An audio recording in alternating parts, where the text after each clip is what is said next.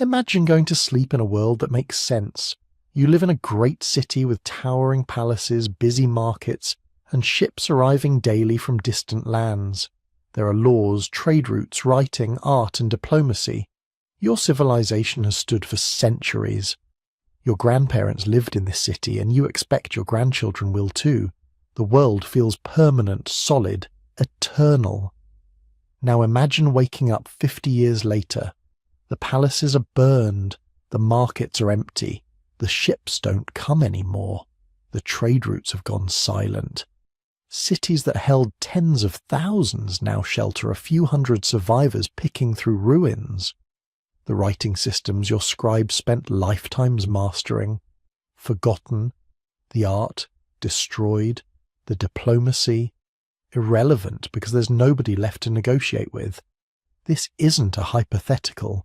This actually happened.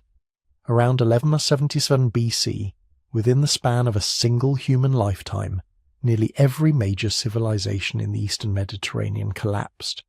Not one or two, almost all of them, at once. The Hittite Empire, which had rivaled Egypt for centuries, simply vanished. The Mycenaean Greeks, the real people behind the legends of Agamemnon and Achilles, their palace civilization was utterly destroyed. The mighty city of Ugarit, a cosmopolitan hub of international trade, burned to the ground and was never rebuilt. The Assyrians retreated behind their walls. The Cypriots abandoned their cities. Even Egypt, the oldest and most stable civilization in the ancient world, barely survived, crippled and diminished. Within 50 years, the entire interconnected world of the Late Bronze Age was gone, replaced by what historians call the Dark Age, centuries where populations plummeted, literacy disappeared, and the archaeological record goes almost silent. If you're using this to fall asleep, that's exactly what it's for. So maybe subscribe and tell me where you are and what time it is there. I love checking comments and seeing Tokyo at sunrise, Toronto at midnight, all experiencing the same mystery together across time zones. Here's what makes the Bronze Age collapse so haunting. These weren't primitive societies vulnerable to any disruption. These were the superpowers of their age. The Egyptians had survived for over 2,000 years through droughts, famines, invasions, and internal rebellions. They had professional armies, vast grain reserves, and a bureaucracy that could mobilize the resources of an entire nation. The Hittites controlled Anatolia, modern-day Turkey, with a sophisticated empire complete with vassal kingdoms, treaty systems, and diplomatic marriages connecting them to every major power. The Mycenaeans had fortified their palaces with walls so massive that later Greeks believed they'd been built by giants. And yet something brought them all down. Something so catastrophic, so overwhelming, that it didn't just defeat these civilizations, it erased them. That's the mystery that's haunted archaeologists for over a century. What could possibly destroy multiple powerful empires simultaneously? Empires that were hundreds or thousands of miles apart. Empires with different cultures, different languages, different gods, different military strategies. What kind of disaster doesn't respect borders, doesn't discriminate between the powerful and the weak, and doesn't leave survivors who can rebuild? The evidence is written in ash layers and destruction debris at site after site across the Eastern Mediterranean. Palaces burned, cities abandoned. Trade goods that travelled thousands of miles suddenly stop appearing in the archaeological record. Letters between kings go unanswered, then stop being written altogether. In Egypt, Pharaoh Ramesses III described battles against mysterious invaders he called the Sea Peoples, enemies who came by land and sea, destroying everything in their path. But who were the Sea Peoples? Where did they come from? And more importantly, were they the cause of the collapse or just another symptom of something even bigger? For decades, scholars have debated what happened in those catastrophic years around 1137 BC. Was it invasion, climate change, earthquake storms, economic collapse, internal rebellion, and here's the truly unsettling part. It might have been all of them at once. A perfect storm of disasters that the Bronze Age world, for all its sophistication and power, simply couldn't survive. What makes this collapse different from other historical catastrophes is the totality of it. When Rome fell, Byzantine civilization continued. When the Western Roman Empire collapsed, the eastern half thrived for another 1,000 years. But when the Bronze Age world fell, it took almost everything with it. Technologies were lost. Trade networks that had connected 3 continents for centuries simply ceased to exist. In Greece, people forgot how to write. Not how to write well, how to write at all, for 400 years. Think about that. An entire civilization forgetting literacy. Going from palace bureaucracies that recorded everything, every jar of oil, every diplomatic gift, every military campaign, to nothing. Silence. This is the story of that collapse. How the Bronze Age world built itself into something magnificent and interconnected and seemingly unstoppable, and then how it all came crashing down in what might be the greatest catastrophe in human history before the modern era.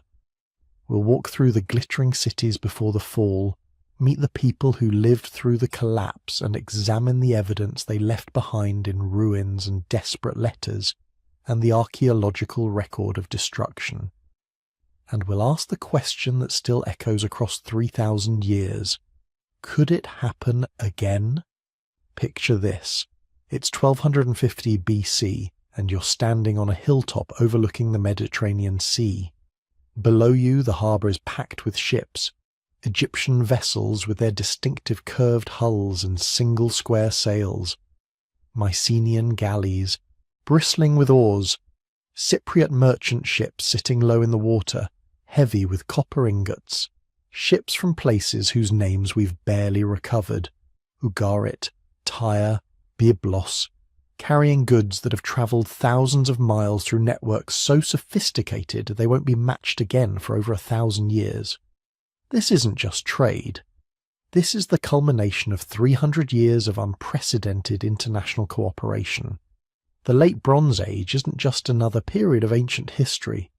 It's humanity's first attempt at creating a truly interconnected world system. And for a brief glittering moment, it actually worked.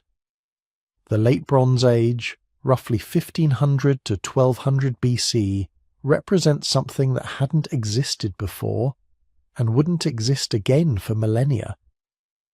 A world of multiple powerful civilizations, each strong enough to stand independently, but all choosing to participate in a shared system of trade, diplomacy, and cultural exchange.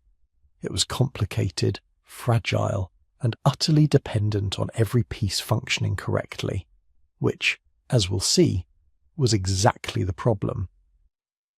But before we get to how it all fell apart, we need to understand just how magnificent this world was, how much was at stake, how far humanity had climbed, which makes the fall all the more devastating. Let's start with the superpower everyone knows, Egypt. But forget the Egypt of the pyramid builders, that was ancient history even to the people of the Late Bronze Age. The Egypt of 1250 BC was something else entirely. This was Egypt at the absolute peak of its power, the New Kingdom, the Age of Empire. And the man who embodied this golden age more than anyone was Ramesses II, Ramesses the Great. Ramesses ruled for 66 years, from 1279 to 1213 BC. Think about that. 66 years. Most Bronze Age rulers were lucky to reign for a decade before war, disease, or palace intrigue cut them down. But Ramesses kept going, kept building, kept projecting Egyptian power across the known world until he died somewhere in his 90s, impossibly old for the ancient world, and he made sure everyone knew about it. Ramesses was history's first master of propaganda. Every temple, every statue, every inscription screamed his name and his achievements. He built more monuments than any other pharaoh. Abu Simbel, Those massive temples carved directly into cliff faces with 4 colossal statues of Rameses himself staring out across the Nile. The additions to Karnak and Luxor temples, turning them into the largest religious complexes in the ancient world. The Ramesseum, his massive mortuary temple designed to ensure his cult would be maintained for eternity. But this wasn't just vanity. Okay, it was partly vanity. The man definitely had an ego. But it was also a demonstration of something more fundamental: Egypt's ability to command enormous resources and organize them into projects that left everyone else in awe. To carve Abu Simbel, you need thousands of skilled workers. You need to feed them, house them, and keep them working in brutal heat for years. You need the administrative apparatus to organize this effort. You need the economic surplus to divert that much labor away from agriculture. You need the political stability to maintain such projects across decades. Egypt had all of this. Its wealth came from the Nile, that miracle of nature that flooded like clockwork every year, depositing nutrient-rich silt that made the Nile Valley the most productive agricultural land in the ancient world. While other civilizations worried about droughts and crop failures, Egypt's granaries overflowed. That surplus supported a vast bureaucracy of scribes, priests, and officials. It fed armies that could march into Asia or south into Nubia. It allowed Egypt to dominate the gold trade, controlling the mines of Nubia that produced more gold than anywhere else in the Bronze Age world. But Rameses wasn't just building monuments. He was also fighting wars, most famously at Kadesh in 1274 BC, probably the largest chariot battle in history. Rameses led an army of perhaps 20,000 men deep into Syria to confront the Hittites, Egypt's only real rival for dominance of the eastern Mediterranean. The battle was actually pretty chaotic. Rameses got himself surrounded and nearly captured through what was either strategic brilliance by the Hittites or just poor reconnaissance on Egypt's part. But he fought his way out, and more importantly, he declared it a great victory. Was it? Probably not. At best, it was a draw. The Hittites kept control of Kadesh, but what matters is what happened next. 16 years later, in 1258 BC, Rameses and the Hittite king Hattusili III signed history's first recorded peace treaty. Not just a temporary truce, but a formal alliance with specific terms, territorial boundaries, and mutual defense agreements. We have copies of this treaty in both Egyptian hieroglyphics and Hittite cuneiform. It's now in the United Nations building in New York as a symbol of international diplomacy. This treaty created stability. With Egypt and the Hittites no longer fighting, the entire eastern Mediterranean settled into a period of remarkable peace. Trade flourished, cities grew wealthy, culture bloomed. This is what historians mean when they talk about the late Bronze Age international system. Not just trade, but actual diplomacy, negotiated settlements, a framework for managing conflict without constant warfare. The Hittites were the other superpower of this world, though they're less familiar to most people today. Their empire was centered in Anatolia, modern-day Turkey, with their capital at Hattusa, a massive fortress city in the Central Highlands. The Hittites were relative newcomers to imperial power. They'd risen to prominence around 1650 BC and spent centuries fighting their way to the top. But by the late Bronze Age, they'd become masters of two things that kept them competitive with Egypt's wealth and manpower. First, diplomacy. The Hittite archives at Hattusa have given us thousands of clay tablets, and many of them are letters between Hittite kings and Egyptian pharaohs, addressing each other as brothers, letters to and from the kings of Babylon, Assyria, and smaller kingdoms. Letters arranging diplomatic marriages, negotiating trade agreements, settling disputes over refugees or stolen property. The Hittites understood that empires could be maintained through negotiation as well as conquest. They used diplomatic marriages brilliantly, wedding Hittite princesses to foreign kings to cement alliances. Second, they were technological innovators. The Hittites were among the first to master ironworking, though they kept the technology carefully guarded. Bronze Age empires ran on bronze, obviously that alloy of copper and tin that gave the era its name. But iron was stronger, held an edge better, and most importantly, iron ore was far more common than tin. The civilization that could mass-produce iron weapons would have a decisive military advantage. The Hittites weren't quite there yet. Iron was still rare and expensive, used for ceremonial objects more than weapons. But they were learning, experimenting, getting closer. It was one of their few advantages against Egypt's overwhelming wealth. The Hittite military was built around the chariot, just like Egypt's, but they used heavier 3-man chariots compared to Egypt's lighter 2-man versions.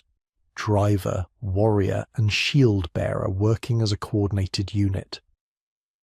At Kadesh, the Hittites deployed perhaps 2,500 chariots, the largest concentration of armoured vehicles the world had ever seen. The thunder of their approach must have been terrifying. Thousands of horses, hundreds of wooden wheels, all bearing down at speeds that no infantry could match. But the Hittites' greatest strength was also their weakness. Their empire was scattered, stretching from the Aegean coast in the west to Syria in the south to the approaches of Mesopotamia in the east. This meant constant border conflicts, endless small wars with neighbours, perpetual rebellion by subject peoples. The Hittite king couldn't afford to relax. Every spring brought new military campaigns. Every winter brought reports of new threats. The empire required constant attention to hold together. Now look west, across the Aegean Sea to Greece. This is the world that would later inspire Homer's epics, though Homer wrote his poems 400 years after the civilization he described had vanished.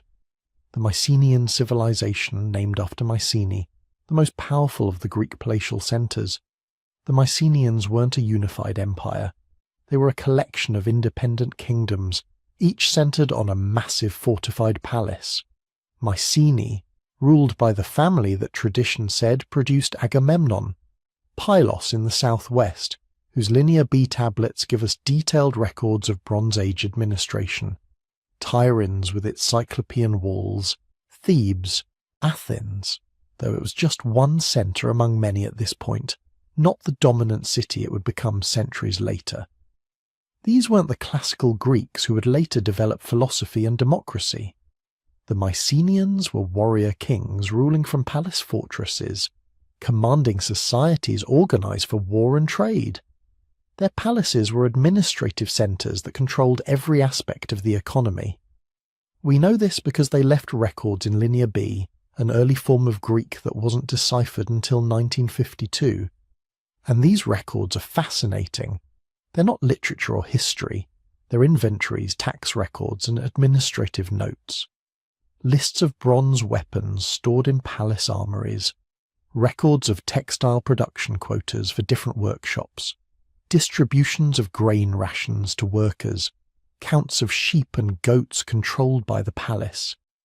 This was a command economy, centralized and bureaucratic. The palace owned or controlled vast resources.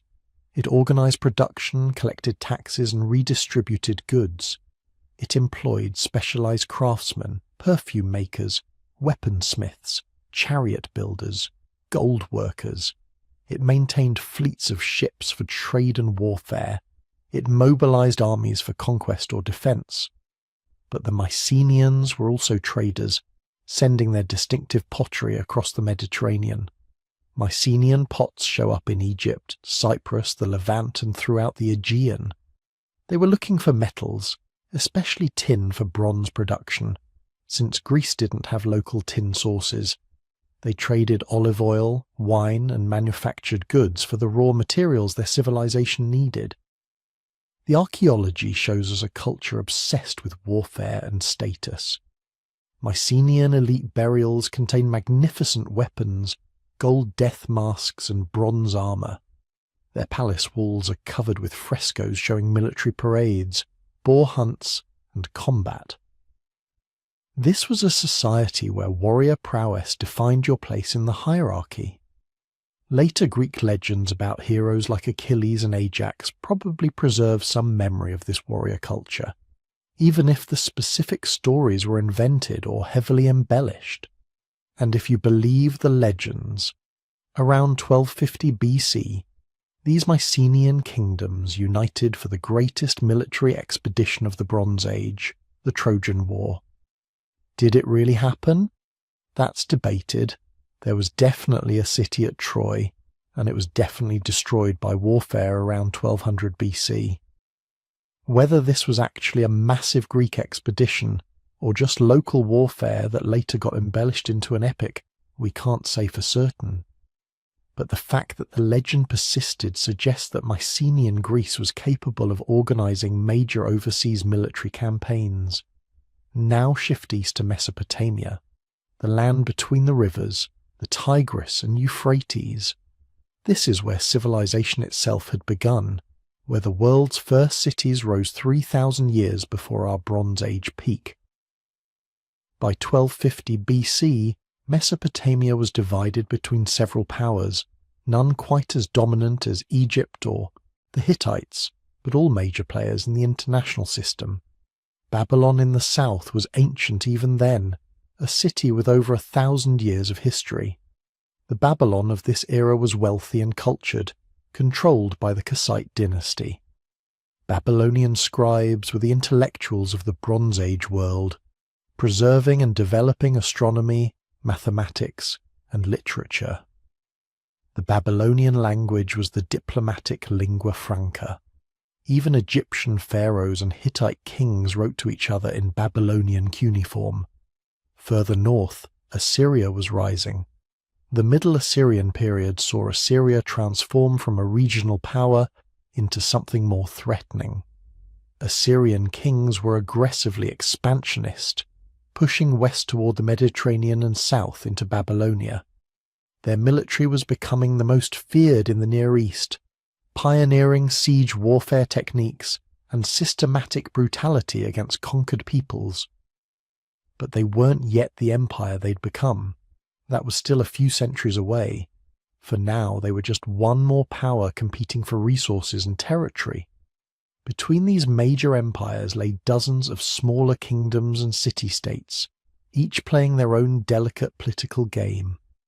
The Levantine coast, modern-day Syria, Lebanon and Israel, was a patchwork of city-states, each controlling a small territory, but punching above its weight through trade and diplomacy. Ugarit was perhaps the most prosperous. A major port city, it sat at the crossroads of trade routes connecting Egypt, the Hittites, Cyprus, Mesopotamia, and the Aegean. Ships from across the known world crowded its harbours. Its merchants grew fabulously wealthy facilitating this trade. Its scribes developed one of the first alphabetic writing systems, far simpler than the complex hieroglyphics or cuneiform that required years of training to master. Nearby were the Phoenician cities, Tyre, Sidon, Byblos, though they weren't called Phoenician yet. That name would come later. These were independent city-states that would later become famous as the greatest sailors and merchants of antiquity. But in the late Bronze Age, they were still developing the maritime skills that would define them. And then there was Cyprus, the island that might have been the most crucial piece of the whole system. Cyprus was covered with copper mines. The very name Cyprus probably derives from the Greek word for copper. In a Bronze Age, you need copper, it's half of bronze, and Cyprus supplied enormous quantities of it, distributed across the Mediterranean in distinctive ox-hide-shaped ingots that show up in shipwrecks and storerooms from one end of the sea to the other. Cyprus wasn't controlled by any single empire. It was a meeting ground, a neutral space where merchants from different civilizations could trade. Egyptian gold flowed through Cyprus, Hittite silver, Mycenaean manufactured goods, Levantine timber, Mesopotamian textiles. It all moved through Cypriot ports, creating wealth and connecting distant civilizations. This is what made the Late Bronze Age system remarkable. It wasn't just that these civilizations existed. Advanced civilizations had existed for over 2,000 years by this point. What was new was how interconnected they'd become. These weren't isolated cultures developing in parallel.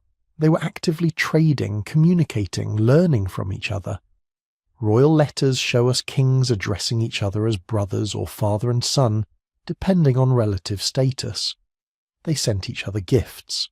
They arranged marriages between royal families. Egyptian princesses married Hittite princes.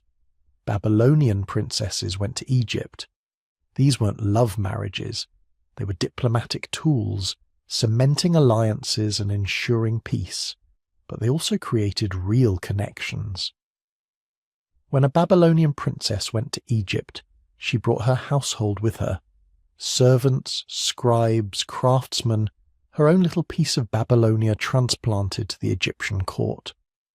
Ideas, technologies, and cultural practices spread through these connections.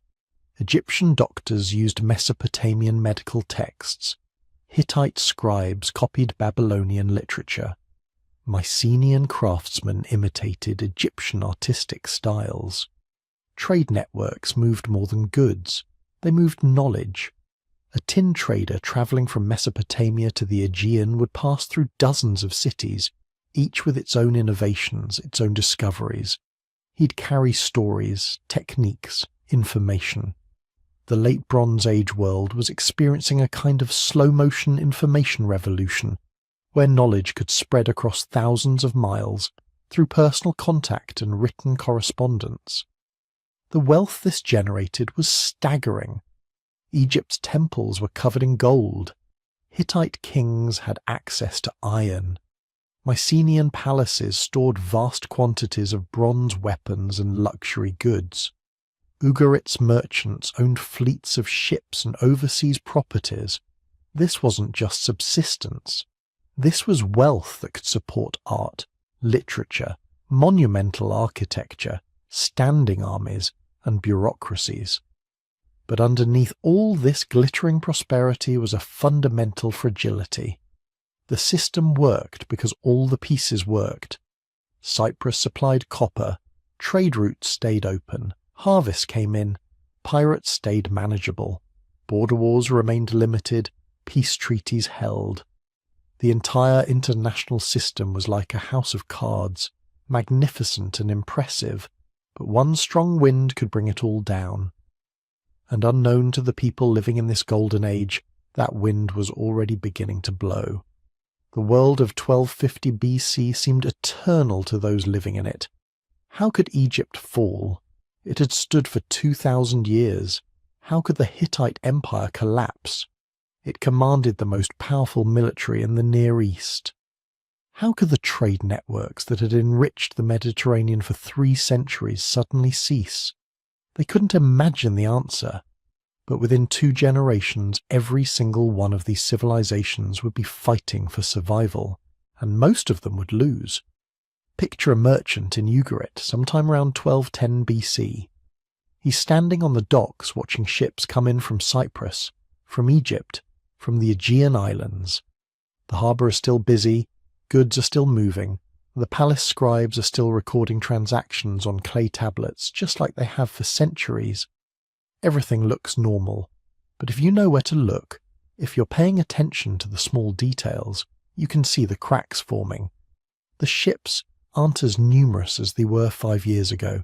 The grain shipments from Anatolia are smaller than expected, and there's something else, something harder to define, a nervousness in the air. Merchants haggling more desperately over prices, palace officials asking more questions about inventory. A subtle tension, like everyone knows something bad is coming but nobody wants to say it out loud.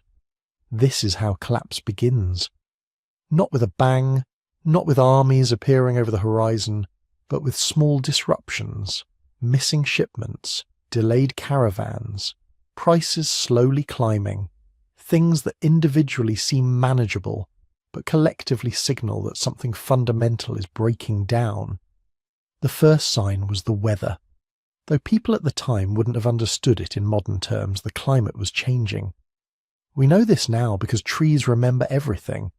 Deep in the growth rings of ancient oaks and cedars, locked in the cellular structure of wood that's been dead for 3,200 years, lies a record of rainfall and temperature that's more accurate than any ancient text. Modern paleoclimatologists have extracted cores from these ancient trees, from fossilized pollen deposits in lake beds, from sediment layers at the bottom of the Mediterranean, and they all tell the same story. Starting around 1250 BC, maybe earlier, the eastern Mediterranean entered a period of severe drought. Not a single bad year, not even a decade of poor harvests, but a sustained climate shift that lasted for generations. The tree rings show it clearly. Year after year of stunted growth, indicating reduced rainfall and longer dry seasons. Pollen records reveal forests retreating, grasslands turning to scrubland, agricultural zones shrinking as reliable water sources dried up. Lake levels dropped. Rivers that had fed civilizations for millennia began running low during the summer months. For agricultural societies dependent on regular rainfall and predictable flood cycles, this was catastrophic. The Egyptian texts call it years of famine. Hittite records speak of desperate grain shortages. Archaeological excavations show abandoned farms and villages across the eastern Mediterranean, places where people had lived continuously for centuries suddenly depopulated as the land became too dry to support them. But here's what makes this truly terrifying. These civilizations had survived droughts before. Every few generations the rains would fail for a year or two, harvests would be poor. People would tighten their belts and survive on stored grain until conditions improved. They had systems for this. Granaries with years of surplus. Trade networks that could import food from regions that were still productive. Social structures designed to redistribute resources during emergencies. This time was different. The drought didn't end after a year or two. It just kept going. Year after year, the rains failed to come in their usual abundance.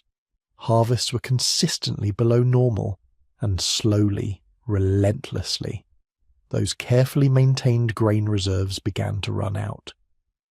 Around 1200 BC, we start seeing something unprecedented in the archaeological record. Letters between kingdoms that aren't about trade agreements or diplomatic marriages or military alliances. They're about food, desperate requests for grain shipments, urgent pleas for help. There's a letter from the king of Ugarit to the king of Alashiya on Cyprus that's heartbreaking in its desperation. The Ugaritic king writes that his land is devastated by famine, that people are dying, that he needs grain immediately, not next month, not next season, now. The response from Cyprus is just as bleak. They're also suffering from famine and have nothing to spare. Similar letters have been found from the Hittite capital at Hattusa, the Hittite king writing to Egypt, to Ugarit, to anyone who might have surplus grain, begging for food shipments. And here's the crucial detail. These are kings writing these letters. Not administrators, not merchants, but the actual rulers of these empires admitting publicly that their kingdoms are starving. In stable times, this kind of admission would be unthinkable. It's admitting weakness, inviting invasion, undermining the divine authority that legitimized your rule. But by 1200 BC, the situation was so desperate that normal diplomatic protocols were breaking down. Survival trumped pride. The food crisis created a cascade of secondary problems. When harvests fail, farmers can't pay their taxes. When tax revenue drops, kingdoms can't pay their armies. When soldiers aren't getting paid, they start deserting. Or worse, they start raiding the very populations they're supposed to protect. Archaeological evidence from this period shows increasing militarization of civilian settlements. Villages that had never needed defensive walls suddenly building fortifications.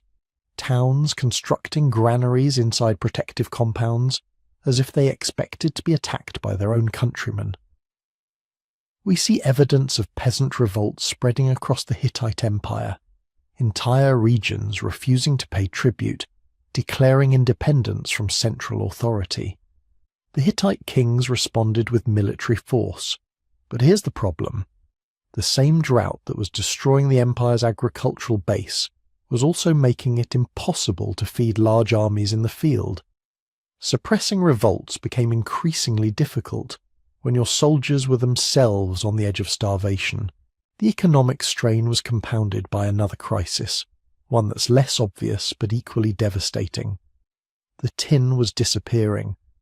Now this might not sound like a big deal, but remember what these civilizations were called: the Bronze Age kingdoms. Bronze is what made their world possible. Bronze tools for farming, bronze weapons for armies, bronze fittings for ships.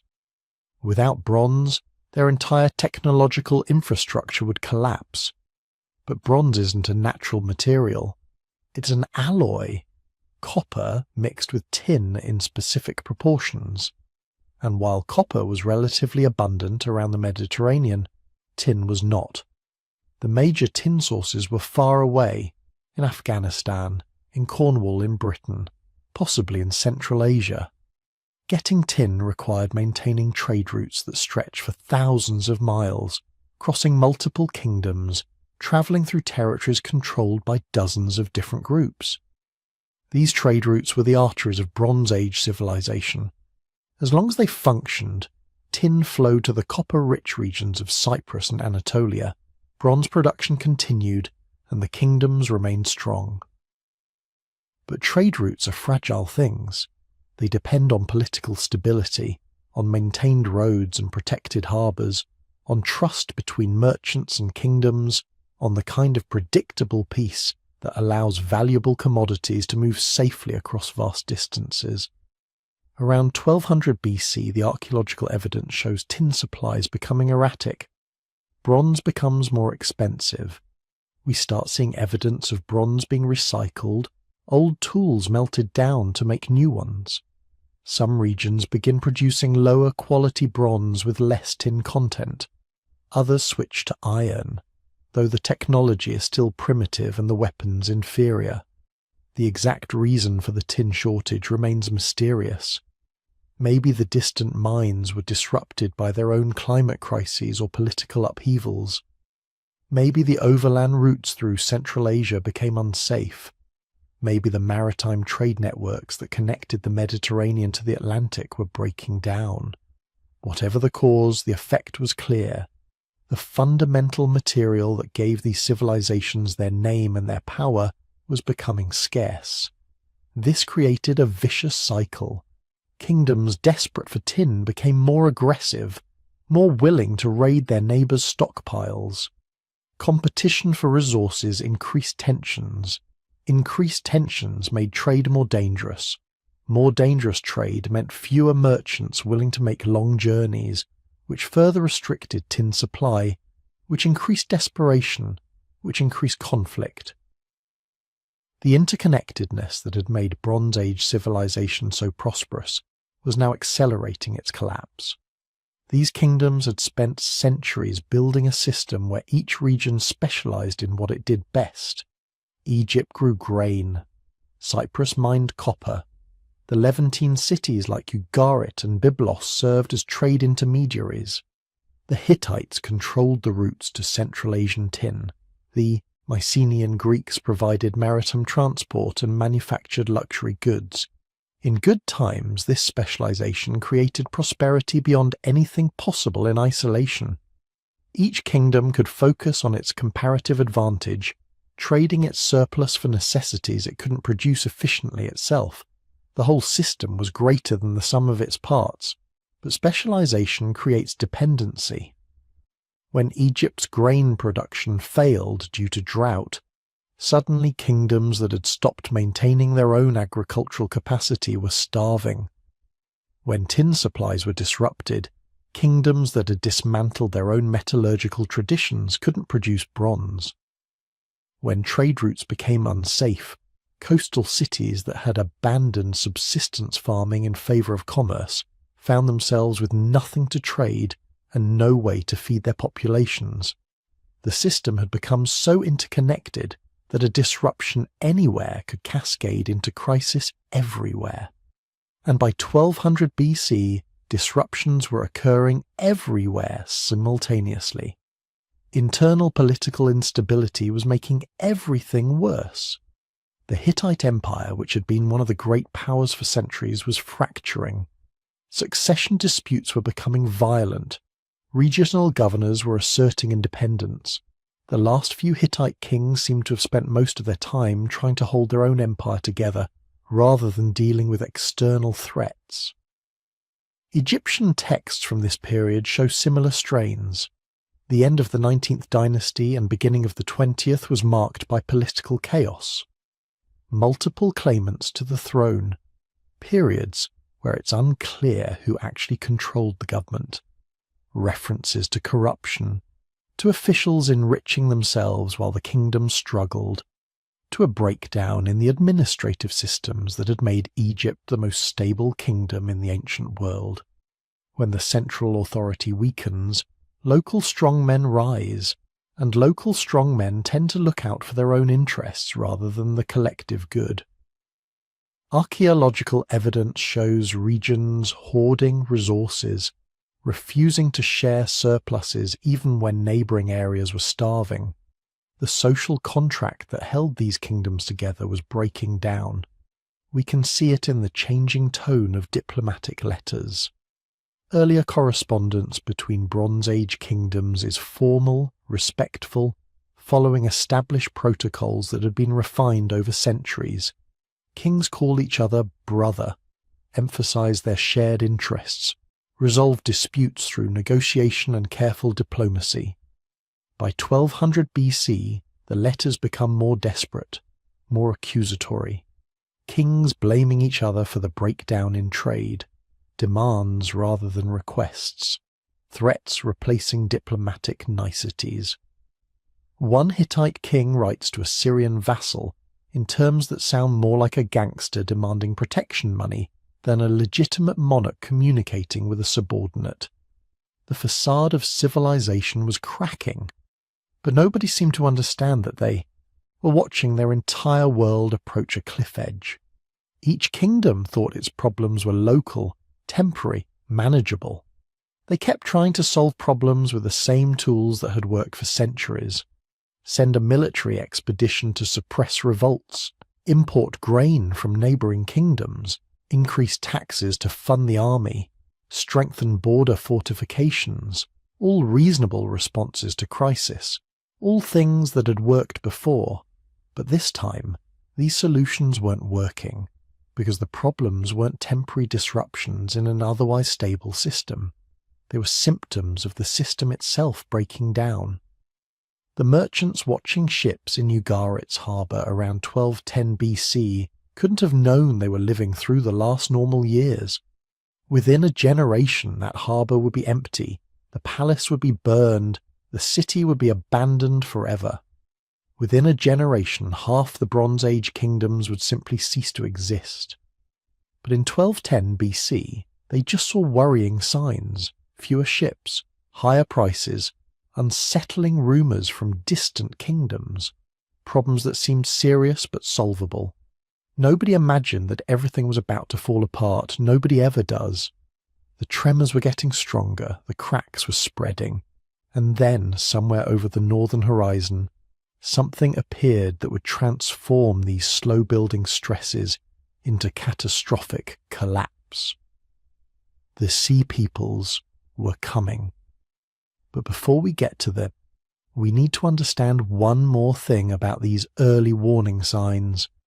They weren't happening in isolation. Every stress point, every weakness, every disruption was interacting with every other one, creating a web of cascading failures that would prove impossible to contain.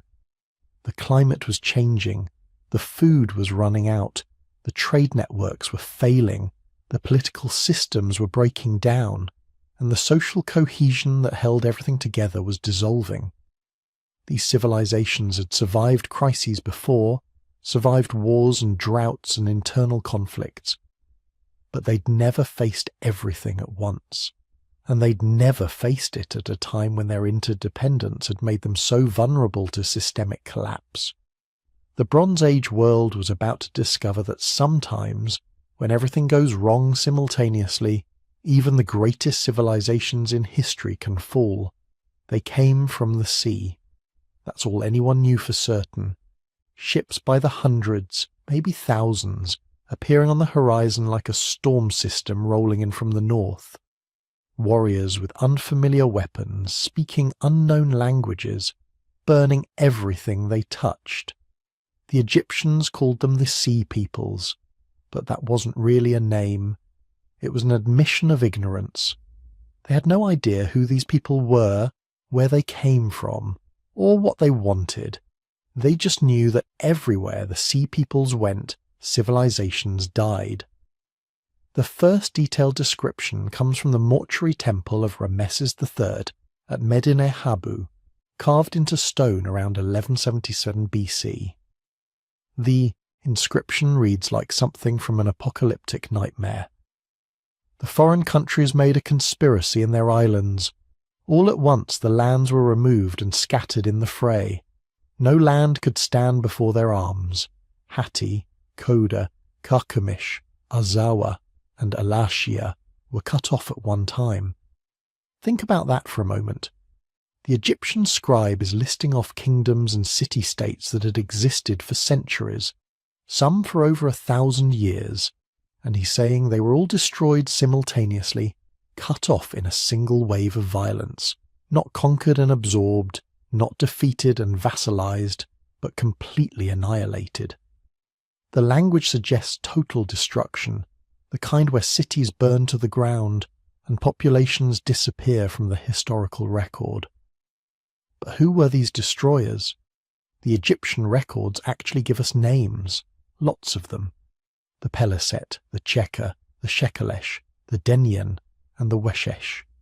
Sometimes they mention the Sherden and Luka, though these groups seem to have appeared earlier, some even serving as mercenaries in Egyptian armies before turning hostile. Each name represents a different group within what the Egyptians called the Confederation of Sea Peoples.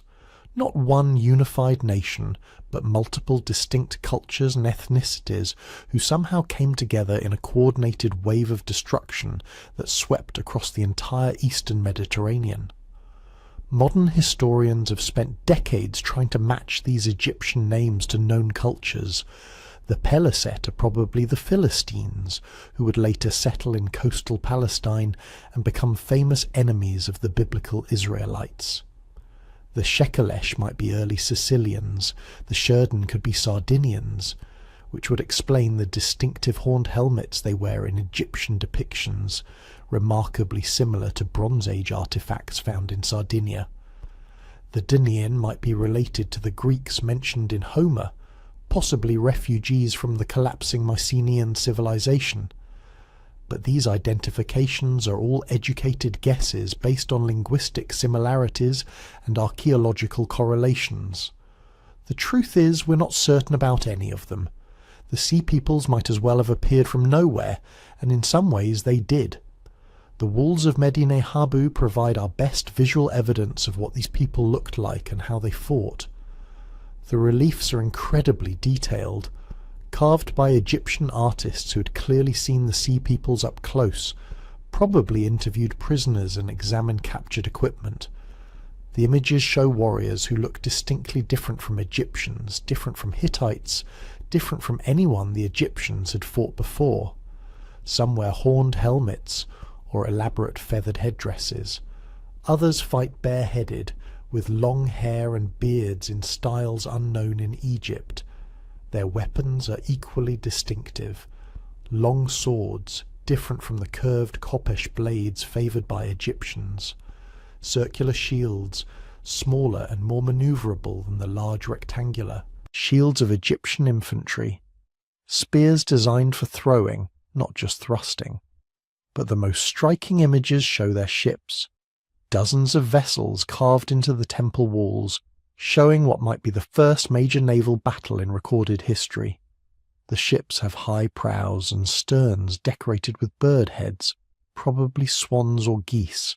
No oars are visible, suggesting they relied primarily on sails.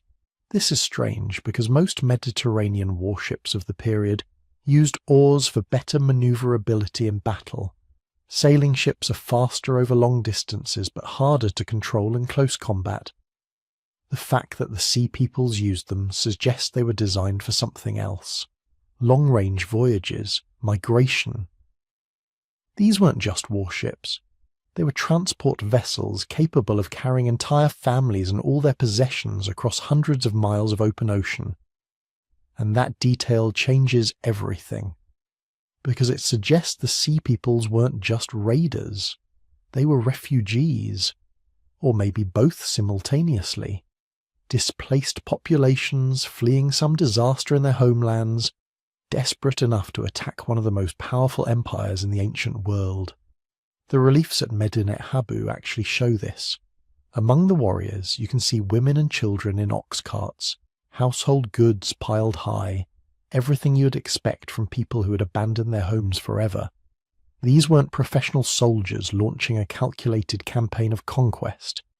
These were entire populations on the move, fighting their way south because they had nowhere else to go. Rameses III's inscription gives us more details, though filtered through the propagandistic lens of Egyptian royal rhetoric. I prepared the river mouth like a strong wall with warships, galleys and barges. They were manned completely from bow to stern with valiant warriors bearing their arms, soldiers of all the choicest of Egypt, being like roaring lions upon the mountains. The chariotry consisted of runners, of picked men, of every good and capable chariot warrior. The pharaoh is describing a defensive position, not an offensive campaign. The Egyptians weren't sailing north to meet the Sea Peoples in their homeland. They were fortifying the Nile Delta, preparing to defend their own territory against an invasion that seemed unstoppable, and they had good reason to be terrified. By the time the Sea Peoples reached Egypt, they had already destroyed virtually every major civilization in their path. The archaeological evidence for this is overwhelming and chilling. At Hattusa, the Hittite capital in central Anatolia, archaeologists have found a destruction layer dated to around 1200 BC. The city was burned so thoroughly that the mud brick walls were literally baked to ceramic hardness. Similar destruction layers appear at dozens of sites across Anatolia, Greece and the Levant, at Troy, at Mycenae, at Pylos, at Tiryns, at Ugarit on the Syrian coast. City after city, all destroyed within a span of maybe 50 years, many of them showing signs of violent conflagration and sudden abandonment. The destruction at Ugarit is particularly revealing because we have written records from the final days. Clay tablets baked hard by the fires that destroyed the city preserve desperate messages from the king. In one letter, he writes to the king of Al-Ashia, probably Cyprus, "My father, behold, the enemy's ships came here. My cities were burned, and they did evil things in my country. Does not my father know that all my troops and chariots are in the Hatti land, and all my ships are in the Lucca land? Thus the country is abandoned to itself." The king is explaining that his military forces are deployed elsewhere, dealing with other crises. Ugarit is defenseless. And then the correspondence stops. The next layer in the archaeological record is ash, burnt timber, and collapsed walls. Nobody survived to file the tablets properly. They were still in the oven being baked when the city fell. This pattern repeats across the eastern Mediterranean. Coastal cities bearing the brunt of the attacks, inland centres collapsing shortly afterward as trade networks failed and refugees flooded in.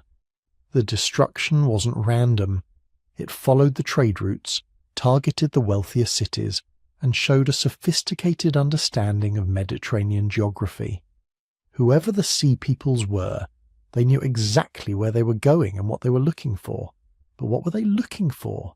Resources, new homes, revenge against civilizations that had exploited them. The answer might be all of the above, because the evidence suggests the sea peoples weren't a single phenomenon. They were multiple separate migrations and invasions, happening over decades, all lumped together by Egyptian scribes into one convenient category. Think of it like this. Something catastrophic happens in the Aegean and Anatolia starting around 1250 BC. Maybe it's the drought, maybe it's earthquakes, maybe it's internal political collapse. Whatever the cause, populations start moving.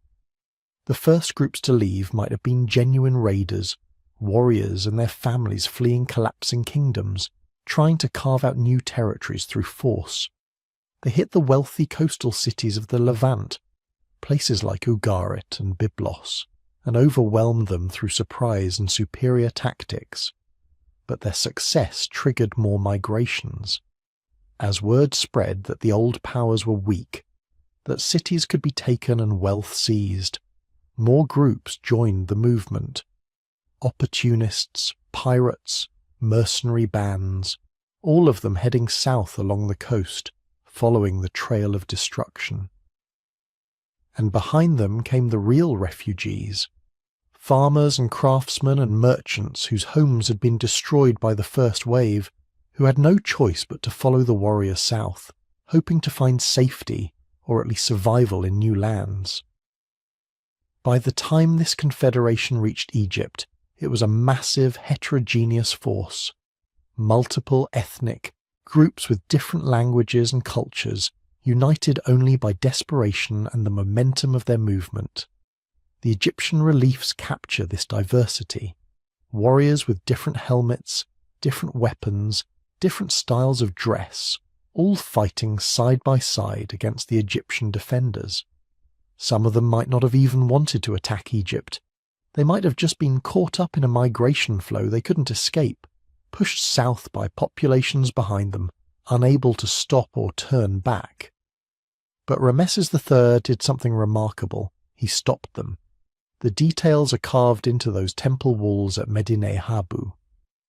The pharaoh deployed his forces in a defensive position at the mouths of the Nile, using Egypt's geography to his advantage. The sea peoples had to sail through narrow channels to reach the rich delta lands, channels that could be defended by archers on both banks, and the Egyptians were master archers. The reliefs show Egyptian bowmen, row upon row of them, raining arrows down on the sea people's ships, men falling into the water, ships capsizing, the distinctive bird-headed prows of the invaders' vessels sinking beneath the waves. It was a massacre. But the naval battle was just the beginning. The sea peoples also attacked by land, their ox carts and families following the coastal road into Egypt. Rameses met them with chariots and infantry, the full professional might of the Egyptian military machine. And here's where Egypt's survival makes sense. Unlike the Hittites, unlike the Mycenaeans, Egypt had a centralized, well-supplied, professional standing army. They had fortified borders and a sophisticated logistics system. Most importantly, they had the Nile, a natural defensive barrier and an unmatched agricultural resource. Egypt could feed its armies. Egypt could maintain discipline and order. Egypt could absorb losses and keep fighting. The sea peoples couldn't. They were exhausted at the end of a long campaign of destruction that had taken them across hundreds of miles of hostile territory. They were fighting with whatever supplies they had brought with them, whatever they had looted along the way. When the Egyptian counterattack came, disciplined and overwhelming, the confederation broke. Some groups retreated, others were captured, enslaved, or killed. Some, like the Peliset, were allowed to settle in coastal regions of Canaan, becoming Egyptian vassals and providing a buffer against future invasions. They became the Philistines, settled in places like Gaza and Ashkelon, carrying on their culture but no longer a threat to Egyptian power. The inscriptions claimed total victory, Those who reached my border, their seed is not, their heart and their soul are finished forever and ever. Classic pharaonic propaganda. But in this case, it was mostly true. The Sea People's Confederation was destroyed as a military force. They would never threaten Egypt again. Rameses III had achieved what every other Bronze Age power had failed to do. He had stopped the invasion. But at what cost? The military campaign drained Egyptian resources at a time when the kingdom could least afford it. The population movements continued, destabilizing the entire region. Trade networks that Egypt depended on had been destroyed. The rich cities that bought Egyptian goods were gone, and while Egypt survived, it survived diminished, weakened, forced to turn inward just to maintain order. The Sea Peoples disappeared from history almost as mysteriously as they arrived. After their defeat in Egypt, they fragment into different populations, some settling, some disappearing entirely. The Philistines established their cities in Canaan. Other groups might have moved on to other regions, their identity dissolving as they were absorbed into local populations. We lose track of them in the archaeological record because they stop being a unified force. They become just more refugees in an age of migration and collapse, indistinguishable from all the other displaced peoples wandering through the ruins of the Bronze Age world. But their legacy remained. They had destroyed the old order as thoroughly as any apocalypse. The great kingdoms were gone, the trade networks were shattered, the cities were burned, and into that vacuum would eventually come new peoples, new kingdoms, new civilizations.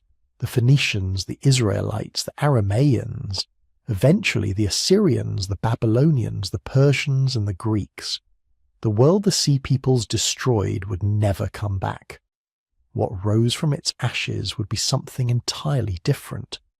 But we're getting ahead of ourselves, because before we can understand what came after, we need to see exactly how each civilization fell, one by one like dominoes, until only Egypt remained standing in a world of ruins. Picture the Bronze Age world as a complex web of interconnected threads, trade routes like silk strands stretching across the Mediterranean, diplomatic marriages tying royal families together, merchant networks moving tin from Afghanistan to Greece, copper from Cyprus to Egypt, grain from Anatolia to the Levant. For centuries this web had held. When one thread weakened, others compensated. When one kingdom struggled, its allies sent aid. The system was resilient, adaptable, designed to absorb shocks.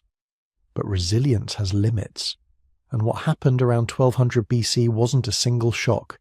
It was a cascading series of catastrophes that tore through the web like fire through dry grass. Once the first threads began snapping, the entire structure started to unravel. What took centuries to build came apart in decades. This wasn't just the fall of empires. This was the collapse of an entire world system. The Hittite Empire fell first, or maybe it fell last. The truth is, we're still not entirely sure because what happened to the Hittites is one of the most complete disappearances in ancient history. One moment, you have a superpower that had stood for nearly 500 years, an empire that had sacked Babylon, that had fought Egypt to a standstill, that controlled the richest trade routes in the Near East. Then within a generation, maybe less, it's just gone. Vanished so completely that for thousands of years, nobody even remembered it had existed. The capital city of Hattusa tells the story better than any written record could. This was one of the great cities of the ancient world. Massive stone fortifications stretching for miles, royal palaces with hundreds of rooms, temple complexes dedicated to the 1,000 gods of the Hittite pantheon, archive rooms filled with thousands of clay tablets documenting everything from international treaties to bread recipes. At its peak, maybe 40,000 to 50,000 people lived within those walls and in the surrounding settlements. When archaeologists excavated Hattusa in the early 20th century, they found a city that had been systematically destroyed, not just conquered, not just occupied by a new power, destroyed with a thoroughness that suggests either panic or rage, or both.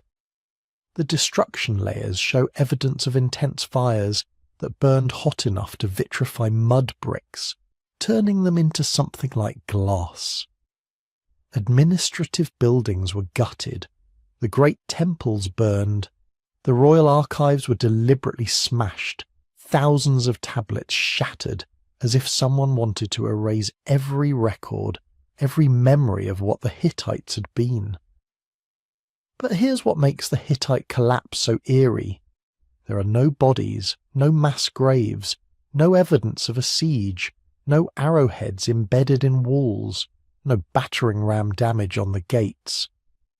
The city was destroyed, yes, but it appears to have been almost completely empty when it burned. The population had already left. The question that has haunted historians for a century is simple and terrible. Where did they go? The last written records from Hattusa suggest the empire was still functioning right up until the end. There are administrative documents, supply lists, diplomatic correspondence, then nothing. The historical record just stops. It's like finding a ship's log where the entries are completely normal up until the last page, and then there are just blank pages forever after. Some of the final tablets hint at crisis, references to grain shortages, mentions of troops being moved to defend coastal territories. One fragmentary text speaks of ships burning and enemies coming from the sea. But these are hints, not explanations.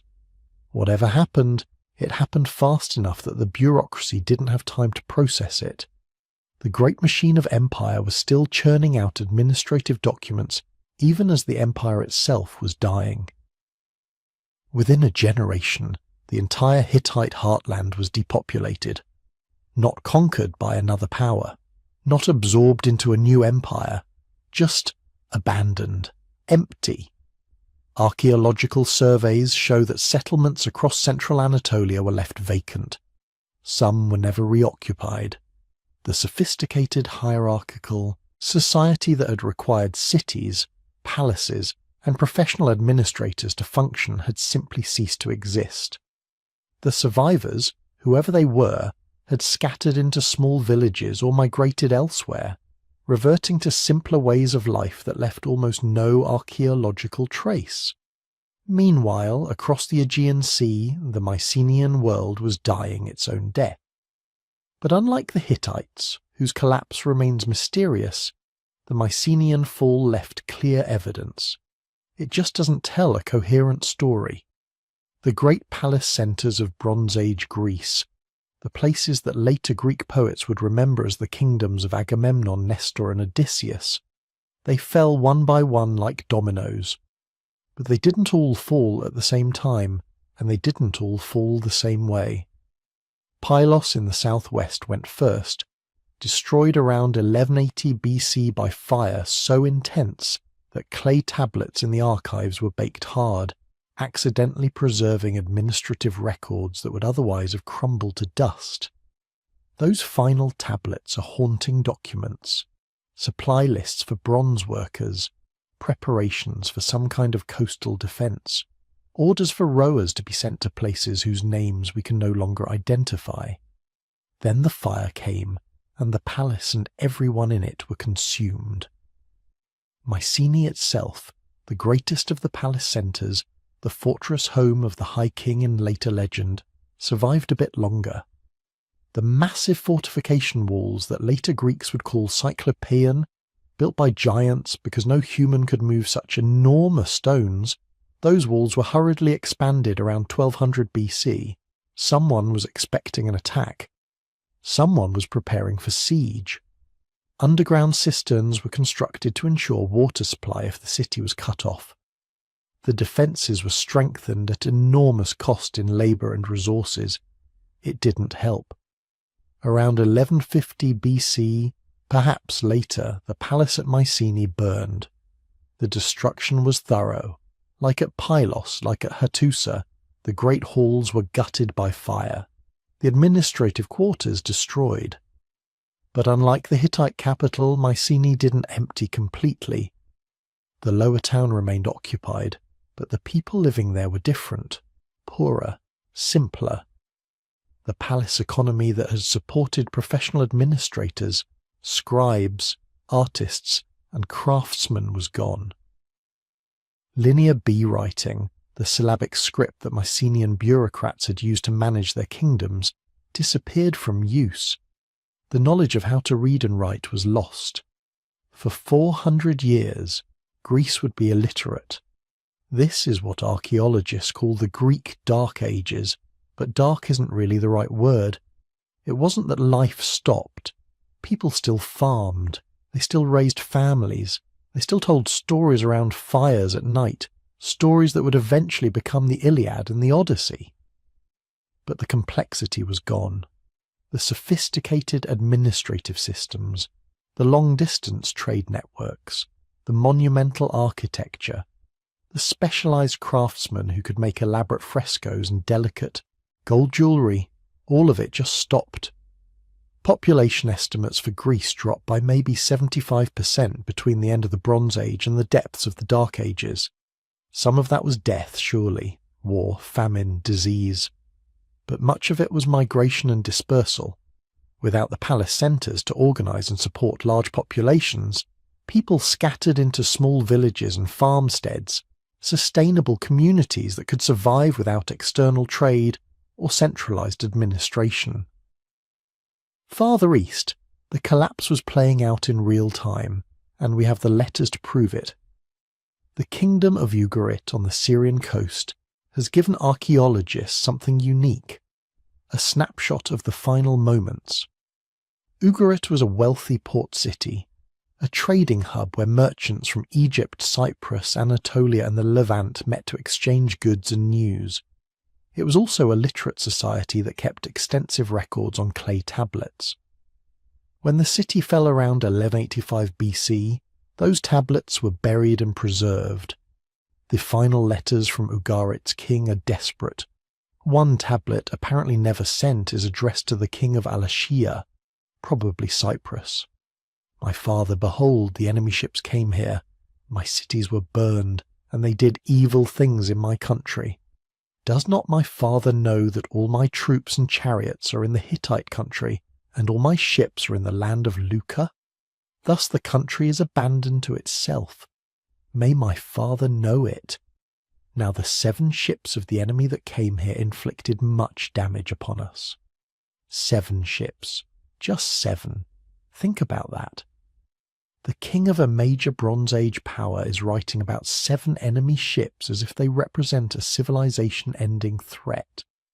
Either he's massively exaggerating, or his kingdom was already so weakened, so depleted of defenders, that even a small raid was catastrophic. The letter suggests the latter. His army was away, helping the Hittites fight someone somewhere.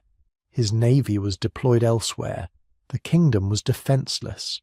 Another tablet is even more chilling. It's addressed to an official on Cyprus. When your messenger arrived, the army was humiliated and the city was sacked. Our food in the threshing floors was burnt and the vineyards were also destroyed. Our city is sacked. May you know it. These weren't written by professional scribes composing formal diplomatic correspondence. These were panic messages, scratched out hurriedly by someone who knew the end was coming. They were found in the ruins of Ugarit's palace, apparently prepared for sending but never actually dispatched. Before they could be sent, the enemy was at the gates. The palace burned. The city was destroyed so thoroughly that it was never rebuilt. 3,000 years later, archaeologists would find those unsent letters in the ruins, last words from a dying kingdom. But who burned Ugarit? The letters never say, just the enemy, just ships. The same terrible vagueness that haunts every account of the Bronze Age collapse. Cyprus was dying too. The island was one of the ancient world's most important copper sources. Bronze, remember, requires both copper and tin, and Cyprus had copper in abundance. Whoever controlled Cyprus controlled much of the Bronze Age economy. Excavations across the island reveal a pattern of destruction in the late 13th and early 12th centuries BC. Kition burned, Enkomi burned. Cinder was destroyed and abandoned. Palapaphos shows massive destruction layers. These weren't all destroyed at the same moment, but within a generation or two nearly every major settlement on Cyprus had been violently ended. Some sites show evidence of reconstruction, but what rose from the ashes was different, poorer. The grand buildings of the late Bronze Age were replaced by simpler structures.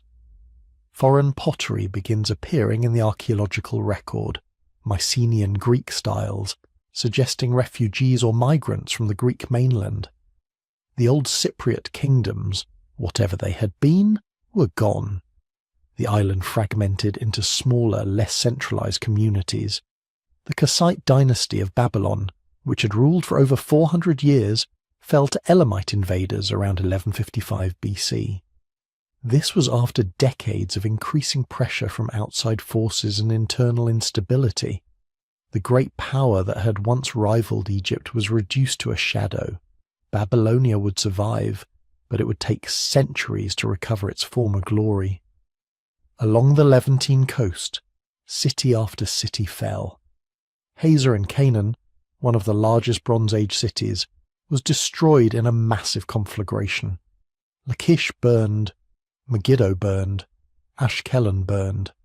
Ashdod was destroyed and then reoccupied by people with different pottery styles, different building techniques.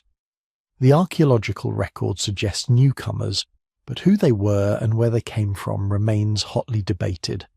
Some cities survived, but they were changed. Tyre and Sidon, the great Phoenician ports, seemed to have weathered the storm better than most. They were damaged, certainly. Their populations probably declined, but they weren't abandoned. Within a few generations, they would begin to thrive again, taking advantage of the power vacuum to build new trading networks. The Phoenician civilization that would eventually found Carthage and sail beyond the Pillars of Hercules was born from the ashes of the Bronze Age collapse. But that was later. For now, the world was breaking. The web of interconnections that had supported Bronze Age civilization was tearing apart. When the Hittite Empire fell, it stopped providing the grain and metals that other kingdoms depended on. When Mycenaean Greece collapsed, it stopped importing Egyptian grain and Cypriot copper, which meant those producers lost markets and revenue. When Cyprus was destroyed, the copper supply dried up, which meant bronze production everywhere suffered, which meant weapons and tools became scarce, which meant kingdoms couldn't defend themselves or maintain their economies. It was a death spiral. Each collapse made the next more likely. Each fallen kingdom removed another pillar holding up the whole structure. The Bronze Age world wasn't a collection of independent civilizations that happened to exist at the same time. It was an integrated system, dependent on trade, diplomacy, and mutual support to function. When the system started failing, it failed everywhere at once. And in the center of this collapsing world, one kingdom stood alone, battered but unbroken, watching its allies and rivals fall while it desperately fought to survive. That kingdom was Egypt. While civilization after civilization collapsed into darkness, one empire stood firm against the chaos: Egypt, the last great power of the Bronze Age. But here's what makes Egypt's survival so remarkable. It wasn't that they avoided the catastrophe. They didn't. They got hit by everything that destroyed their neighbors. The same droughts, the same famines, the same mysterious invaders washing up on their shores like a human tsunami. The difference was that Egypt had something the others didn't: geography, resources, and one pharaoh who refused to let his kingdom become another corpse in history's greatest graveyard. Ramesses III. He came to power around 1186 BC, right in the middle of the collapse. Imagine inheriting an empire when literally every other civilization around you is actively disintegrating. The Hittites, gone. The Mycenaeans, gone. The coastal cities of Syria and Canaan, burning. Trade networks that had existed for centuries shattered. And now massive armies of desperate refugees and warriors are heading straight for your borders, looking for somewhere, anywhere that still has food and water and stability. Most rulers would have panicked. Most kingdoms would have fallen within years. But Egypt had advantages built into its very geography. The Nile. That single river was Egypt's lifeline, and unlike the rain-dependent agriculture that failed across the Mediterranean, the Nile's annual flooding was driven by monsoons far to the south in the Ethiopian highlands. When droughts hammered Greece and Anatolia, the Nile mostly kept flowing. Not always at full strength. Records from this period mention years of emptiness when the inundation failed, but enough to keep Egyptian agriculture functioning when everyone else was starving. Then there was the desert. Egypt was protected by vast barriers of sand on both sides. You couldn't just march an army across that emptiness. Invaders had to come through predictable routes, the Nile Delta in the north, narrow desert roads in the east. This meant Egypt could concentrate its defences in ways other kingdoms couldn't. The Hittites had to defend a massive frontier with dozens of vulnerable points. Egypt could funnel attackers into kill zones, but geography alone doesn't win wars. Rameses III did something that separated him from the rulers who failed. He adapted. The traditional Egyptian military had been built for chariot warfare, rapid strikes, across open terrain. That wasn't going to work against the Sea Peoples. These weren't organised armies with supply lines you could cut or capitals you could capture. These were migration waves, entire populations on the move, fighting with the desperation of people who had nowhere left to go. So Rameses changed tactics. He fortified the delta, turning the marshy northern coastline into a defensive network of forts and strongpoints. He positioned archers and infantry in overlapping fields of fire. He built or requisitioned a fleet of warships, not for trade or showing the flag, but for actual combat. Egypt hadn't fought a major naval battle in generations. Now they had to learn fast or die. The first wave came around 1180 BC. The Sea Peoples, we still don't know exactly who they all were, hit Egypt's western borders through Libya. They had allied with Libyan tribes, swelling their numbers even more. The Egyptian records from Rameses III's mortuary temple at Medinet Habu describe them in apocalyptic terms. The foreign countries made a conspiracy in their islands. All at once the lands were removed and scattered in the fray. No land could stand before their arms. But Egypt stood. Rameses met them with a combined force of chariots, infantry and mercenaries. The battle was brutal. Thousands died on both sides. But the Egyptians held, pushing the invaders back into the desert, where logistics and thirst finished what arrows had started. It was a victory, but a costly one. And Rameses knew more waves were coming. He was right. The big one came around 1177 BC. Multiple groups of Sea Peoples, having destroyed every other Bronze Age power, converged on Egypt by land and sea. The land army moved down through Canaan, leaving destruction in their wake.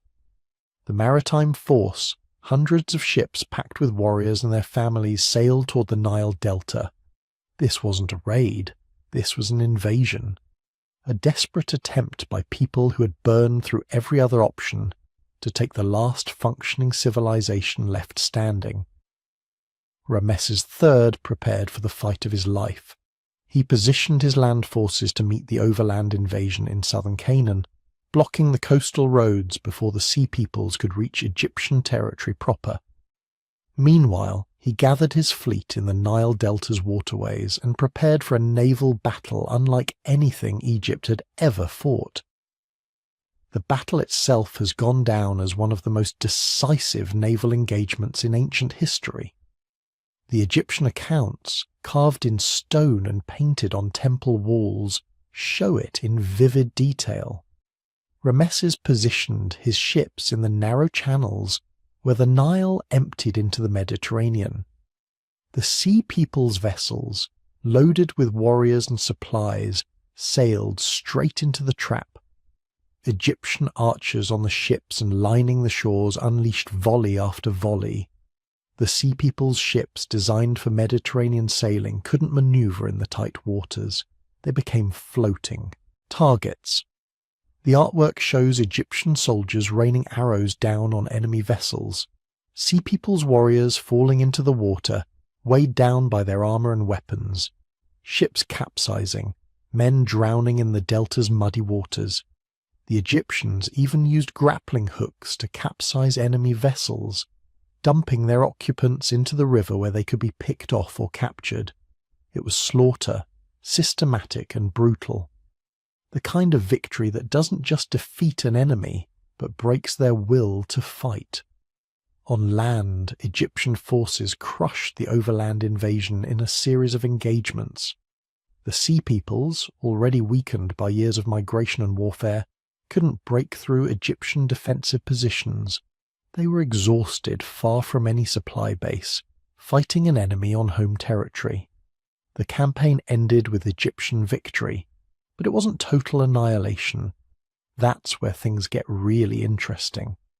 Rameses III did something unexpected with the defeated Sea Peoples. He didn't just slaughter them or drive them back into the wasteland. He couldn't.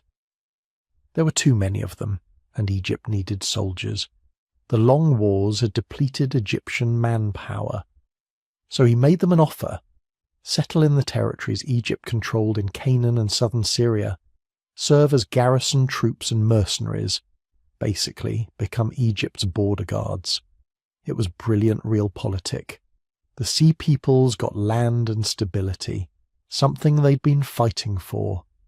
Egypt got a buffer zone of battle-hardened warriors between themselves and any future threats. The settlements were positioned strategically along the coast and in key inland areas. The Sea Peoples would defend these territories because they were now their homes, and any invader coming south would have to go through them first. This is how the Philistines entered history. Yes, those Philistines, the ones who show up in the biblical texts as the antagonists of the Israelites. They were Sea Peoples, probably from the Aegean or Anatolia originally, who settled in the coastal region that would become known as Philistia. They brought their own culture, their own pottery styles, even their own burial customs. Archaeological evidence shows they maintained a distinct identity for generations, different from the Canaanites around them. But here's what's crucial. The Philistines and other settled Sea Peoples became part of Egypt's strategic defense system. They were the tripwire, the early warning system, the expendable troops who would take the first hit from any future invasion. Egypt had turned its greatest threat into its first line of defense. For a while, this worked. Egypt survived when no one else did. The new kingdom continued, diminished but functional. Trade started flowing again, at least along routes Egypt could control. Temples were built or repaired. The machinery of Egyptian bureaucracy ground on, recording floods and harvests and tax receipts. All the boring paperwork that indicates a civilization is still alive. But survival came at a terrible cost. The wars had drained the treasury. The loss of trade networks meant Egypt was isolated, cut off from resources it had relied on for centuries. Tin for bronze became scarce. Luxury goods from abroad disappeared.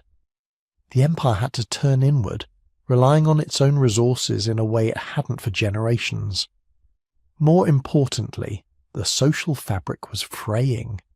The military campaigns had elevated the army to new prominence.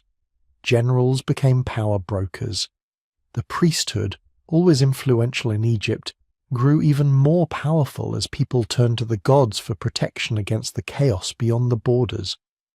The pharaoh's authority, once absolute, was now shared with institutions that had their own agendas. Rameses III held it together through force of personality and military success. But even he couldn't escape the consequences of Egypt's survival. In year 32 of his reign, around 1155 BC, members of his own court conspired to kill him. The harem conspiracy, as it's known, involved multiple wives, palace officials, and even some military officers. They wanted to put a different heir on the throne, probably someone they thought they could control. The assassination attempt succeeded, sort of. Sources are unclear, but the most recent analysis of Rameses III's mummy suggests his throat was cut.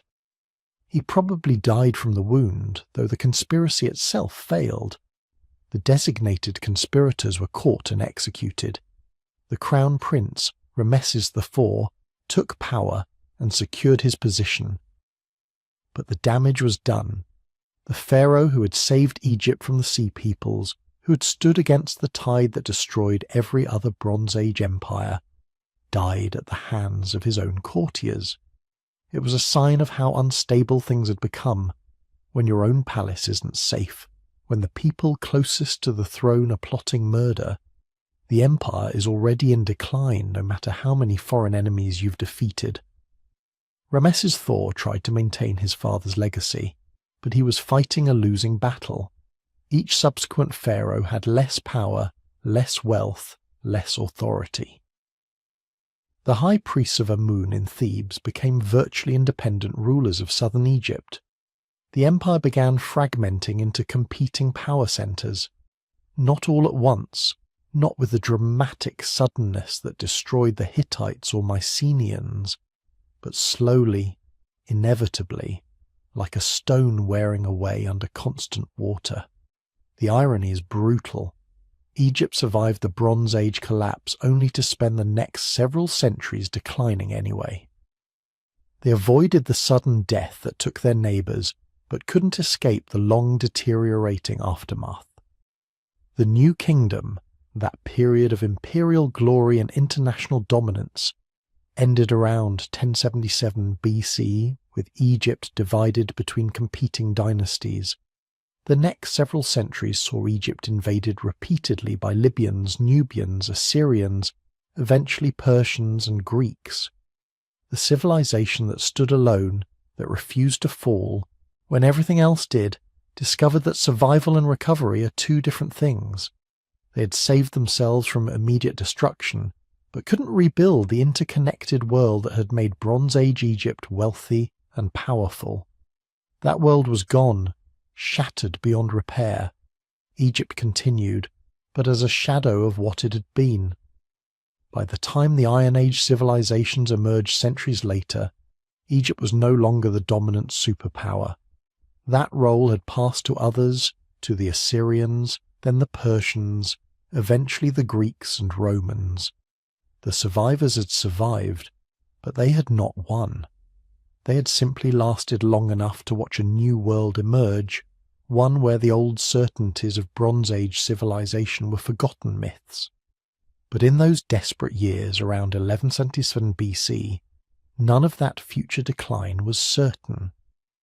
In that moment, Rameses III and his Egypt stood as proof that collapse wasn't inevitable, that human organization and adaptation could overcome even the worst catastrophes. That sometimes, when everything has fallen apart, strong leadership and geographic luck can make the difference between extinction and survival. Egypt's desperate defense became the hinge point of ancient history. If they had fallen too, if the Sea Peoples had broken through and destroyed the last functioning Bronze Age state, the Dark Age that followed might have lasted centuries longer. Instead, Egypt's survival preserved knowledge, technologies, and cultural memories that would eventually help spark the recovery. They were the bridge between the Bronze Age world that died and the Iron Age world that would rise from its ashes. But that bridge was built on corpses, thousands who died in the Delta, tens of thousands who perished in the famines and wars, and ultimately the slow death of Egyptian imperial power itself, sacrificed to buy survival in a world that had gone mad. Now, here's where the story moves from ancient texts and epic tales into something you can actually touch. Because scattered across the Mediterranean and Near East, Buried under centuries of accumulated dirt and debris lies physical evidence of what happened in 1177 BC. And when you start digging into these sites, when you actually look at what the archaeologists have found, the picture that emerges is both clearer and more terrifying than any ancient chronicle could convey. Let me take you to Hattusa first. The Hittite capital, once home to perhaps 40,000 people, a city of monumental architecture, massive fortification walls, elaborate temples, the beating heart of an empire that had lasted for over 400 years. When archaeologists excavated it, they found something that stops you cold, a destruction layer. Not just scattered evidence of damage, but a distinct stratum of ash, burned material, and collapsed architecture that covers the entire site. This wasn't gradual decline. This wasn't slow abandonment. This was catastrophic destruction, sudden and complete. But here's what makes it even more chilling. Above that destruction layer, there's almost nothing. No evidence of rebuilding. No signs that anyone tried to restore the city or salvage what remained. Just a thin accumulation of wind-blown soil. Then nothing for centuries. The Hittites didn't lose their capital and rebuild somewhere else. They simply ceased to exist as a political entity. 40,000 people gone. An entire civilization's administrative center abandoned forever. And Hattusa isn't unique. Across the eastern Mediterranean, archaeologists have found the same pattern at site after site. Ugarit on the Syrian coast shows a massive destruction layer dated precisely to around 1190 BC. The palace was burned so intensely that stone blocks cracked from the heat. In some rooms they found cuneiform tablets that had been baked hard by the flames, preserving them accidentally for modern scholars to read. These tablets contain the city's final correspondence, pleas for help that never came, frantic messages about enemy ships appearing on the horizon. In one room at Ugarit, archaeologists found something that gives you chills when you think about it. A pile of bronze weapons, spearheads and arrowheads stacked near the palace entrance. They weren't stored in the armory. They were gathered hastily as if someone was preparing for a last stand. Next to them, scattered pottery that had been smashed when the building collapsed. These weren't carefully packed away. These were grabbed in panic, then dropped when whoever held them either fled or died. Move south to Megiddo in what's now Israel. Another major city, another destruction layer from the late Bronze Age. But Megiddo shows us something different. It wasn't just destroyed once. The archaeological record shows it was burned, partially rebuilt, then destroyed again and again. Like the inhabitants kept trying to restore it, kept refusing to give up, until finally there were no more inhabitants to try. The city that would later become famous in biblical literature as Armageddon, the site of the final battle, was already living through its own apocalypse 3,000 years ago. Then there's Mycenae itself, the legendary home of Agamemnon, the most powerful city in Bronze Age Greece. The citadel shows clear evidence of destruction around 1200 BC. The massive fortification walls, some of the most impressive defensive architecture in the ancient world, walls so huge that later Greeks thought they must have been built by giants, didn't save it. Whatever hit Mycenae got through those walls or bypassed them entirely. The palace complex shows evidence of intense fire. Storerooms filled with pottery were burned so hot that the clay vessels fused together.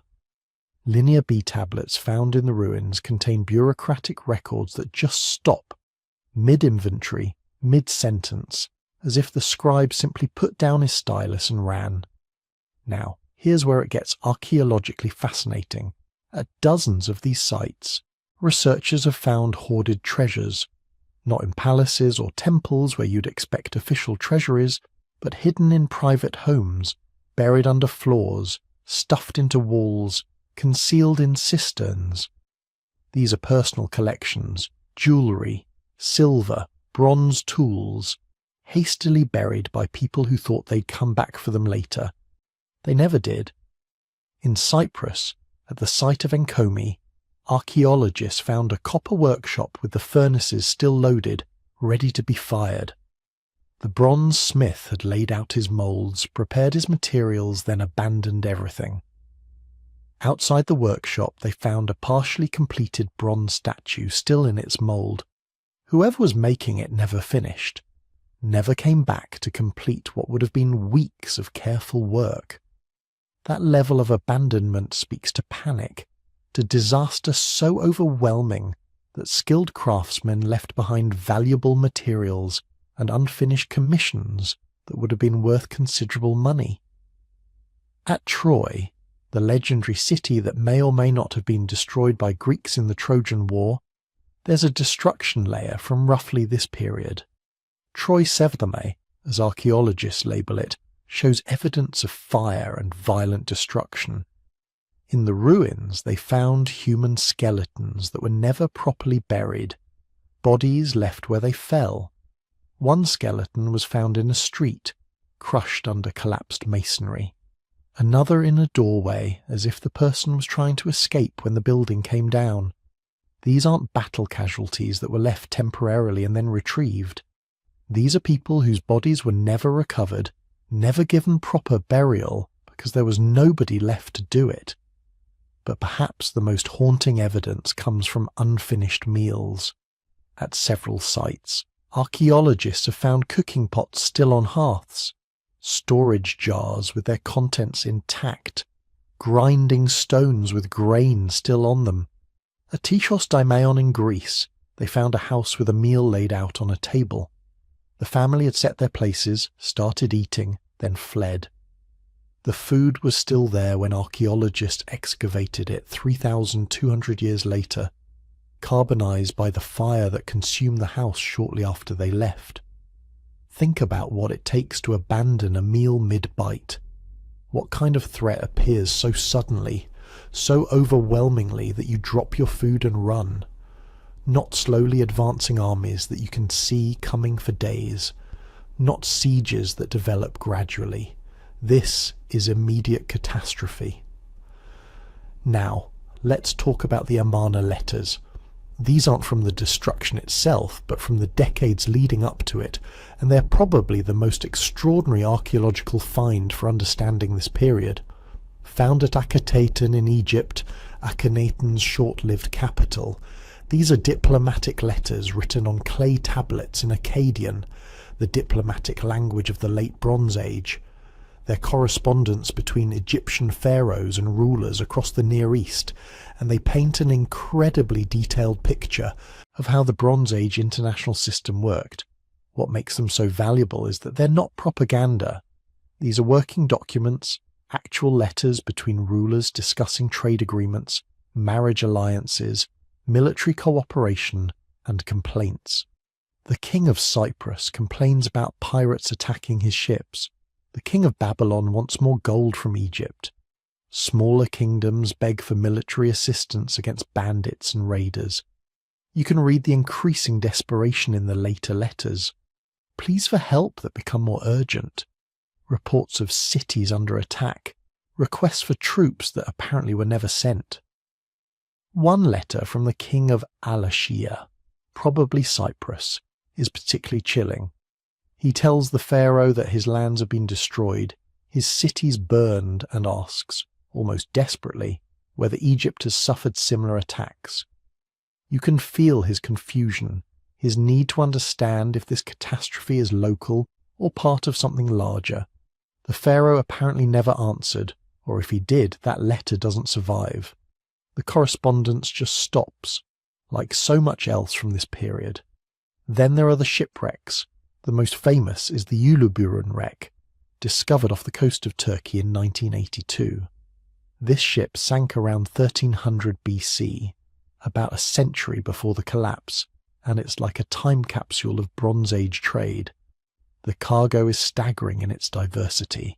10 tons of copper ingots from Cyprus, 1 ton of tin, possibly from Afghanistan, glass ingots from Syria or Egypt, ebony from Africa, ivory from elephants and hippos, gold and silver jewellery, Baltic amber, terebinth resin, blackwood from the Sudan, ostrich eggs, turtle shells, hippopotamus teeth, weapons, tools, and luxury goods from a dozen different regions. This single ship was carrying resources from across the entire Bronze Age world. It was a floating warehouse of international trade, and there must have been dozens, maybe hundreds of ships like it sailing the Mediterranean at any given time. When the Bronze Age system collapsed, all of this stopped. The trade networks that had taken centuries to build disintegrated in a few decades. And we know they disintegrated because after 1200 BC, shipwrecks with this kind of diverse cargo disappear from the archaeological record. Trade didn't just decrease, it essentially ceased to exist in its Bronze Age form. The skeletal evidence tells its own grim story. At multiple sites, bioarchaeologists have found evidence of malnutrition in populations from this period. Not chronic malnutrition from poverty, but acute nutritional stress. People who had been eating adequately suddenly weren't getting enough food. Bones show arrested growth lines, evidence that children's development was interrupted by periods of starvation. Teeth show enamel defects formed during times of severe nutritional stress. At some sites, there's clear evidence of violence. Not organised warfare with soldiers dying in battle, but massacre. At Lachish, skeletons. Show perimortem trauma, injuries at or near the time of death. Skulls crushed by blunt weapons, cut marks on bones from swords or axes. These aren't warrior burials with grave goods and honour. These are mass graves, bodies dumped hastily, without ceremony. Population displacement is visible too. Genetic studies of skeletal remains show that populations in many regions changed composition during this period. People with different genetic ancestry suddenly appear in areas where they hadn't been before. This suggests large-scale population movements, refugees fleeing destroyed cities and settling wherever they could find safety. But here's what's really remarkable. Modern technology is revealing things that earlier archaeologists never could have discovered. Ground-penetrating radar has shown that many Bronze Age cities were far larger than the excavated portion suggested. Beneath the ground, invisible to traditional excavation, lie entire neighbourhoods that were abandoned and never rebuilt. Satellite imagery is revealing ancient road networks, showing how cities were connected by trade routes that fell out of use after the collapse. In some regions, you can see from aerial photographs where fields were abandoned, where irrigation systems broke down and were never repaired. DNA analysis of ancient grains is showing that the crops people were growing changed after the collapse. The diverse agriculture of the Bronze Age gave way to simpler farming focused on hardier, lower-yield crops. People were growing food to survive, not to trade. Isotope analysis of human teeth is revealing migration patterns with unprecedented precision.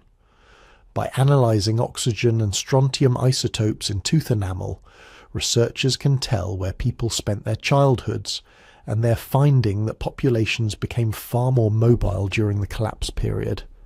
People who grew up in one region died in another, evidence of widespread displacement. Climate data from ice cores, tree rings and sediment cores is giving us year-by-year resolution on weather patterns during this period. And what it shows is striking. The decades around 1200 BC were marked by severe drought in the eastern Mediterranean, crop failures and climate volatility. But here's what all this evidence points to when you put it together. The Bronze Age collapse wasn't just political or military, it was systemic. Every level of society was affected, from kings in their palaces to farmers in their fields. The destruction wasn't limited to one region or one type of site. It was everywhere, hitting coastal cities and inland settlements, large capitals and small towns. Most tellingly, the abandonment was often permanent. These weren't cities that were destroyed and then rebuilt by conquerors. They were destroyed and left as ruins. for centuries in some cases, until completely different populations with completely different cultures eventually resettled them. The physical evidence tells us that whatever happened in the decades around 1177 BC was catastrophic enough to shatter not just political structures, but the entire social and economic system that had sustained Bronze Age civilization. Trade networks that had existed for centuries collapsed, technologies were lost, literacy disappeared in many regions, population levels dropped dramatically and took centuries to recover. And all of this happened not over centuries, but over decades, maybe even faster at individual sites. A generation that grew up in palace cities with international trade, professional armies, and bureaucratic administration raised children in a world where those things had become memories, stories of a golden age that seemed increasingly impossible to believe. The ruins tell us that the Bronze Age didn't decline. It didn't gradually transform into something else. It collapsed, suddenly and catastrophically, leaving behind burned palaces, abandoned cities, and scattered survivors trying to make sense of a world that had been utterly transformed. But what actually caused all this destruction? That's where the archaeological evidence starts to become ambiguous, where we move from what we can prove to what we can only theorize. Because the ruins show us the collapse happened, but they don't conclusively tell us why. So what actually happened? After a century of archaeology, thousands of excavations, millions of pottery shards catalogued and analysed, countless scholarly debates, here's the honest answer: nobody knows for sure. And that's not because archaeologists aren't doing their jobs. It's because the Bronze Age collapse might be the most complex historical catastrophe ever recorded. Multiple theories exist, each one supported by solid evidence, each one explaining part of the picture, but none of them explaining everything. Let's walk through them one by one. The invasion theory was first. It's the oldest explanation and in many ways the most dramatic. According to this view, the Sea Peoples were the primary cause of everything that went wrong. They weren't just raiders or refugees.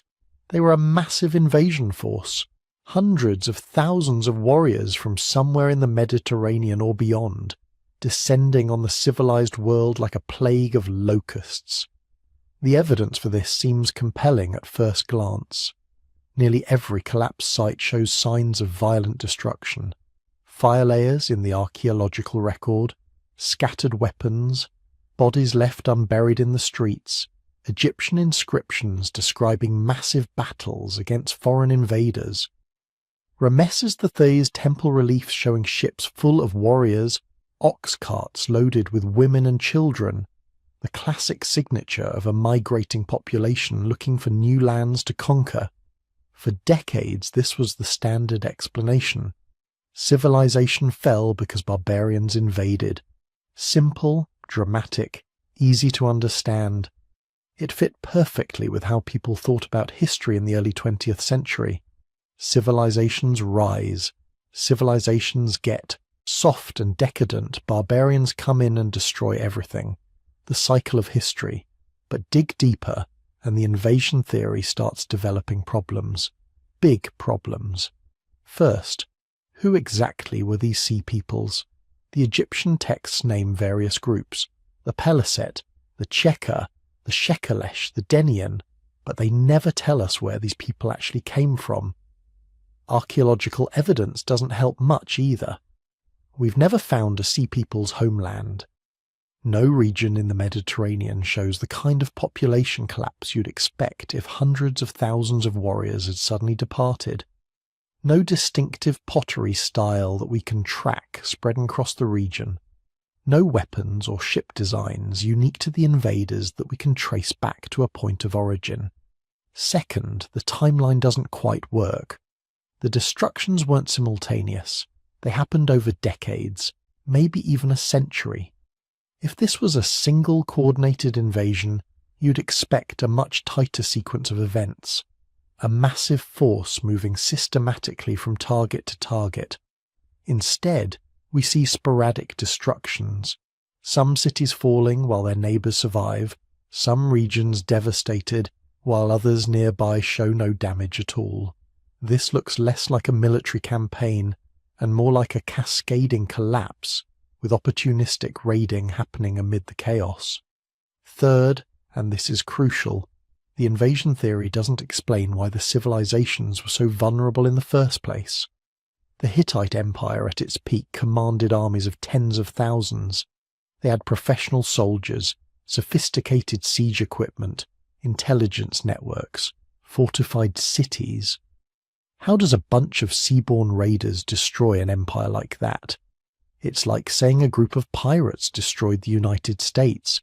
Even if they won a few battles, the structural power of the empire should have been able to recover and respond, unless something else had already weakened the empire so badly that it couldn't mount an effective defence, unless the sea peoples weren't the disease, but just one of the symptoms. That's where the environmental catastrophe hypothesis comes in. Starting in the 1990s, climate scientists and archaeologists began working together, analysing everything from ancient tree rings to lake sediment cores to ice samples from Greenland. And they found something remarkable. Right around 1200 BC, the climate went completely haywire. The eastern Mediterranean entered one of the most severe drought periods in the last 4,000 years. We're not talking about a bad year or two. We're talking about decades of crop failures, probably 50 to 150 years of significantly reduced rainfall across the entire region. Tree ring data from ancient junipers in Turkey shows growth rings so narrow they're almost invisible. Evidence of extreme water stress year after year. Lake levels across the Mediterranean dropped dramatically. Pollen records show forests dying back and being replaced by scrub vegetation. The evidence is overwhelming. Something went catastrophically wrong with the climate right when the Bronze Age collapse happened. Now imagine you're managing a Bronze Age civilization when the rains start failing. Your agriculture is sophisticated but fragile. You've built irrigation systems that work beautifully when water is available, but you don't have deep wells or modern drought-resistant crop varieties. Your population has grown to match the carrying capacity of your territory during good years. You don't have massive surplus storage. Maybe a year or two of emergency grain, but not a decade. The first year of bad harvests, you manage. You draw down your reserves, maybe import some grain from neighbours who had better luck. The second year it's tighter. Rations get reduced. Prices start rising. The palatial economy starts straining. The third year, you're in crisis. Food riots in the cities. Regional governors hoarding whatever grain they have. Trade networks breaking down because nobody wants to export food when their own people are starving. By year 5 or 6, you're not a civilization anymore. You're a collection of desperate communities, each trying to survive in isolation. The drought theory explains so much. It explains why multiple civilizations fell around the same time. They were all dependent on the same climate system. It explains why recovery took so long, because the drought itself lasted for decades. It explains why trade collapsed, because drought-stricken regions couldn't produce the surplus goods that made trade profitable. It even explains the sea peoples, environmental refugees from regions hit hardest by the drought, becoming raiders and migrants because staying home meant starvation. But the drought theory has problems too. Some regions that should have been devastated by drought show minimal disruption. Egypt survived, and it was just as dependent on rainfall and Nile floods as anywhere else. Some Mesopotamian cities kept functioning throughout the period, and drought doesn't explain the specific pattern of destruction we see. Why were palatial centres systematically burned while rural villages often survived? Why did literacy disappear? You don't forget how to write just because it stopped raining. That's where the systems collapse theory comes in. This is more abstract, more theoretical, but it might be the most important explanation. Anthropologists and complexity scientists have studied how complex societies fail, how empires that seem invincible can suddenly disintegrate. And they've found something fascinating. Complex societies don't fail gradually. They collapse suddenly, all at once, like a house of cards where you pull out one card and the whole structure comes down. Bronze Age civilizations were incredibly complex systems. They had elaborate bureaucracies managing everything from agriculture to metallurgy. They had specialized labor, people who only made pottery or only worked bronze or only served as scribes. They had long-distance trade networks bringing in essential resources from hundreds of miles away. They had military systems that required constant investment in training, equipment, and fortifications. All of these elements were interdependent. The palatial economy needed taxes from farmers to pay craftsmen. Craftsmen needed tin and copper from distant sources to make bronze. Bronze weapons kept the military strong. The military kept the trade routes open and collected the taxes. Remove any one element and the whole system starts to wobble. Now add some stress. Maybe a drought that reduces agricultural surplus. Maybe increased pirate activity that disrupts trade routes. Maybe a powerful enemy that requires expensive military campaigns. Initially, the system adapts. Administrators work harder. Taxes get raised. Resources get redirected. The palace squeezes every bit of efficiency out of the existing structure. But there's a limit. Push any complex system too hard and it doesn't just slow down, it breaks. Catastrophically. Archaeologist Joseph Tainter studied this phenomenon extensively. He found that societies reach a point where increased complexity stops providing benefits and starts becoming a burden. The administration gets so elaborate that it consumes more resources than it produces. The taxes needed to maintain the system become so heavy that people start abandoning it. The whole structure becomes simultaneously fragile and inflexible. When that tipping point is reached, collapse can happen incredibly fast, within a generation, sometimes within years. The palace can't collect enough taxes to pay its administrators. Administrators can't maintain the infrastructure. Infrastructure fails and trade collapses. Without trade, specialized craftsmen can't get raw materials. Without craftsmen, the military can't maintain its equipment. Without an effective military, regional governors break away. Without centralized control, literacy becomes useless. Who needs to write if there's no palace to send records to? The whole edifice of civilization simply stops functioning. People don't forget how to read and write through some mysterious amnesia. They stop using literacy because it no longer serves any practical purpose in a collapsed society.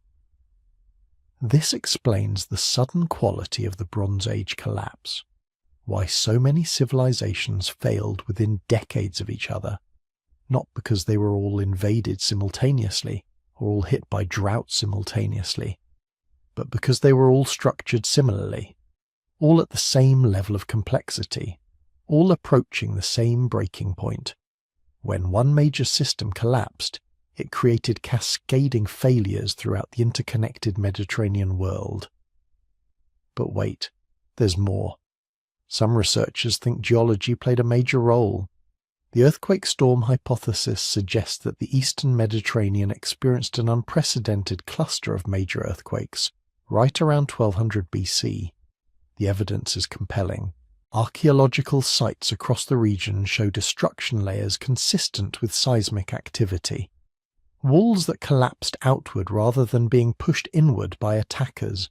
Buildings pancaked by falling roofs. No signs of fire or looting, just sudden structural failure. Ancient texts from the period mention earthquakes. The Hittite archives contain references to cities destroyed by earth shaking.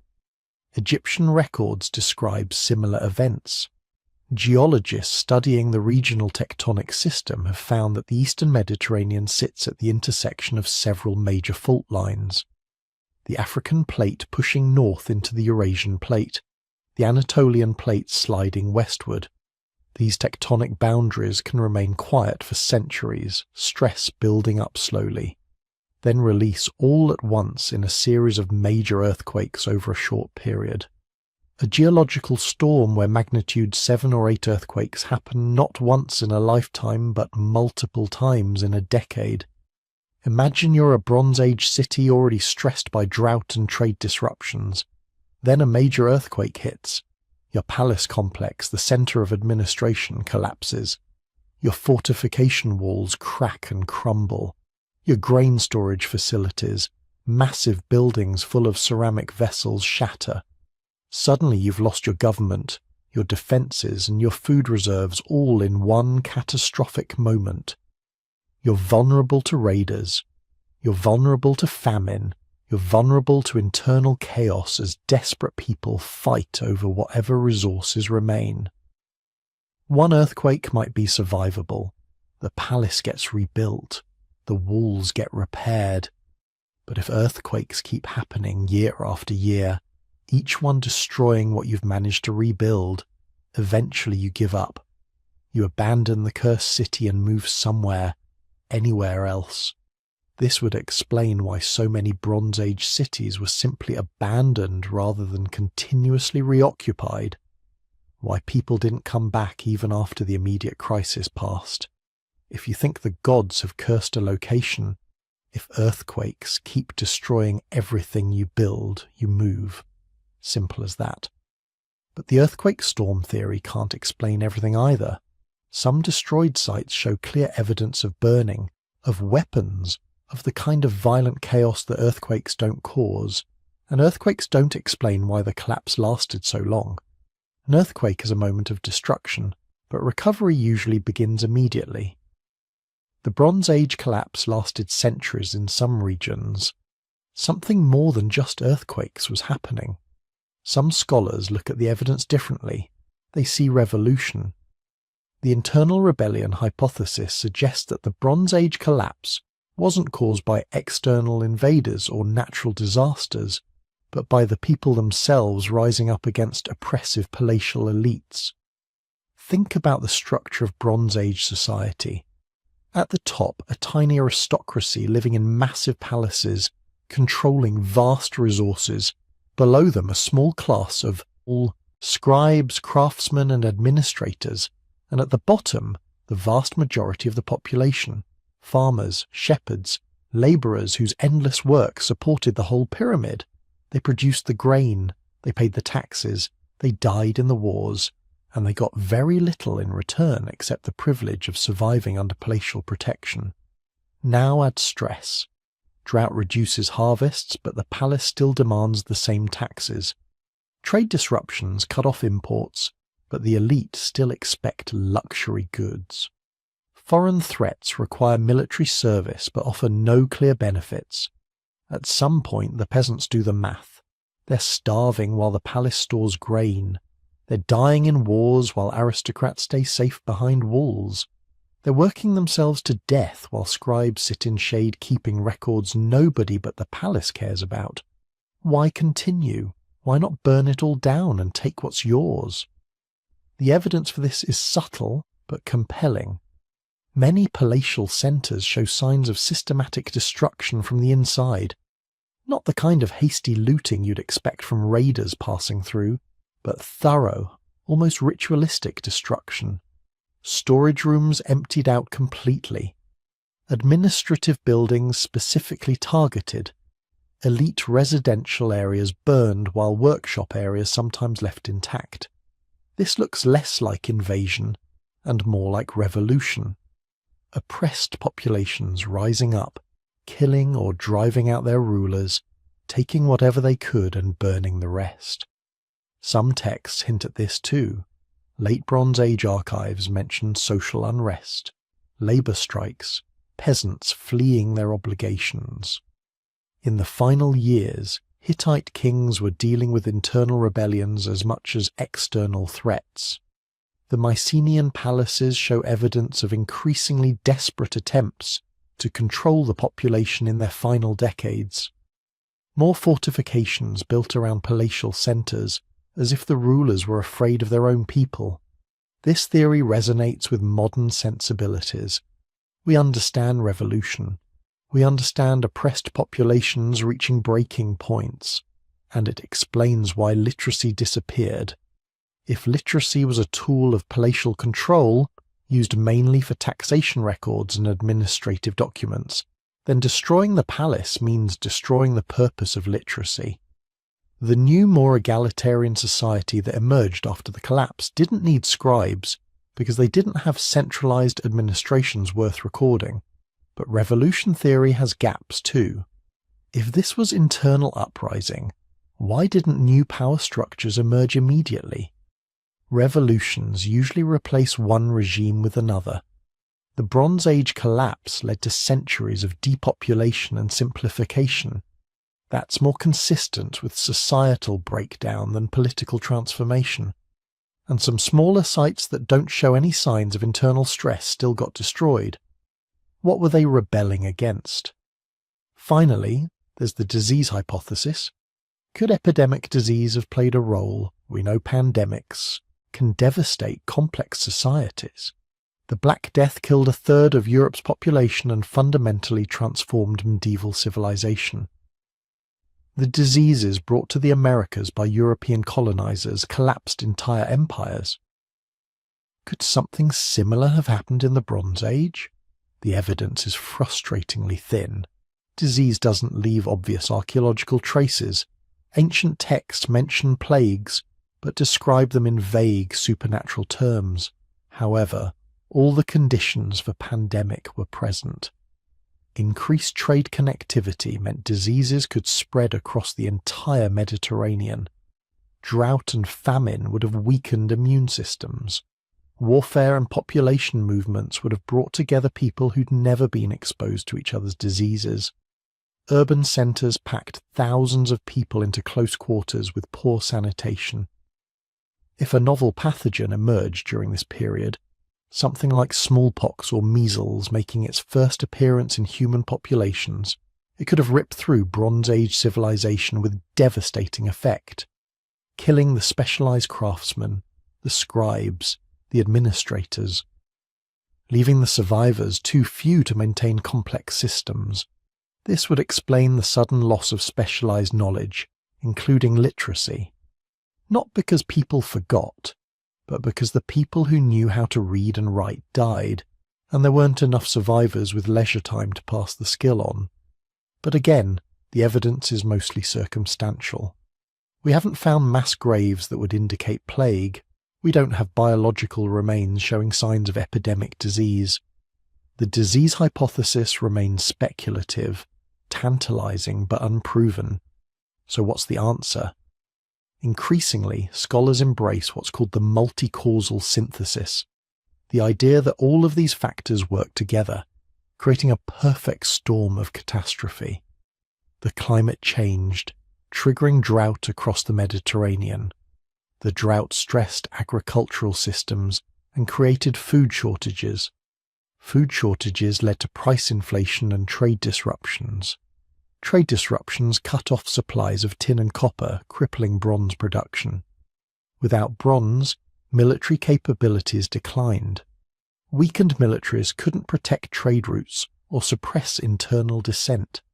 Some regions experienced earthquake storms that destroyed infrastructure. Others faced waves of environmental refugees who became the sea peoples. Some populations rebelled against elites who couldn't protect them anymore. Some regions experienced disease outbreaks among stressed, malnourished populations. None of these factors alone would have destroyed Bronze Age civilization. The Hittites had survived droughts before. Egypt had weathered invasions. Mycenaean kingdoms had rebuilt after earthquakes. But all of them happening together, each crisis amplifying every other crisis, created a situation where even the most sophisticated civilizations couldn't adapt fast enough. This is the lesson that echoes across time.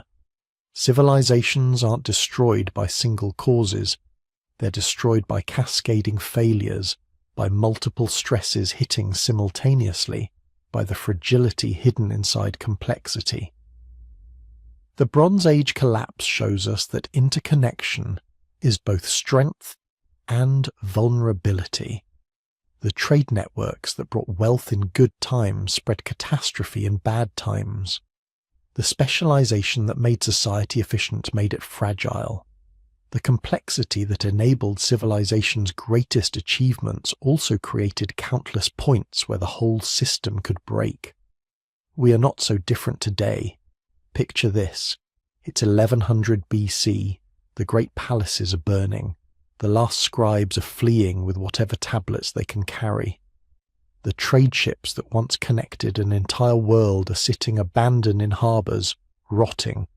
And in the space of maybe 2 generations, maybe 3, nearly everything that made Bronze Age civilization recognizable just stops.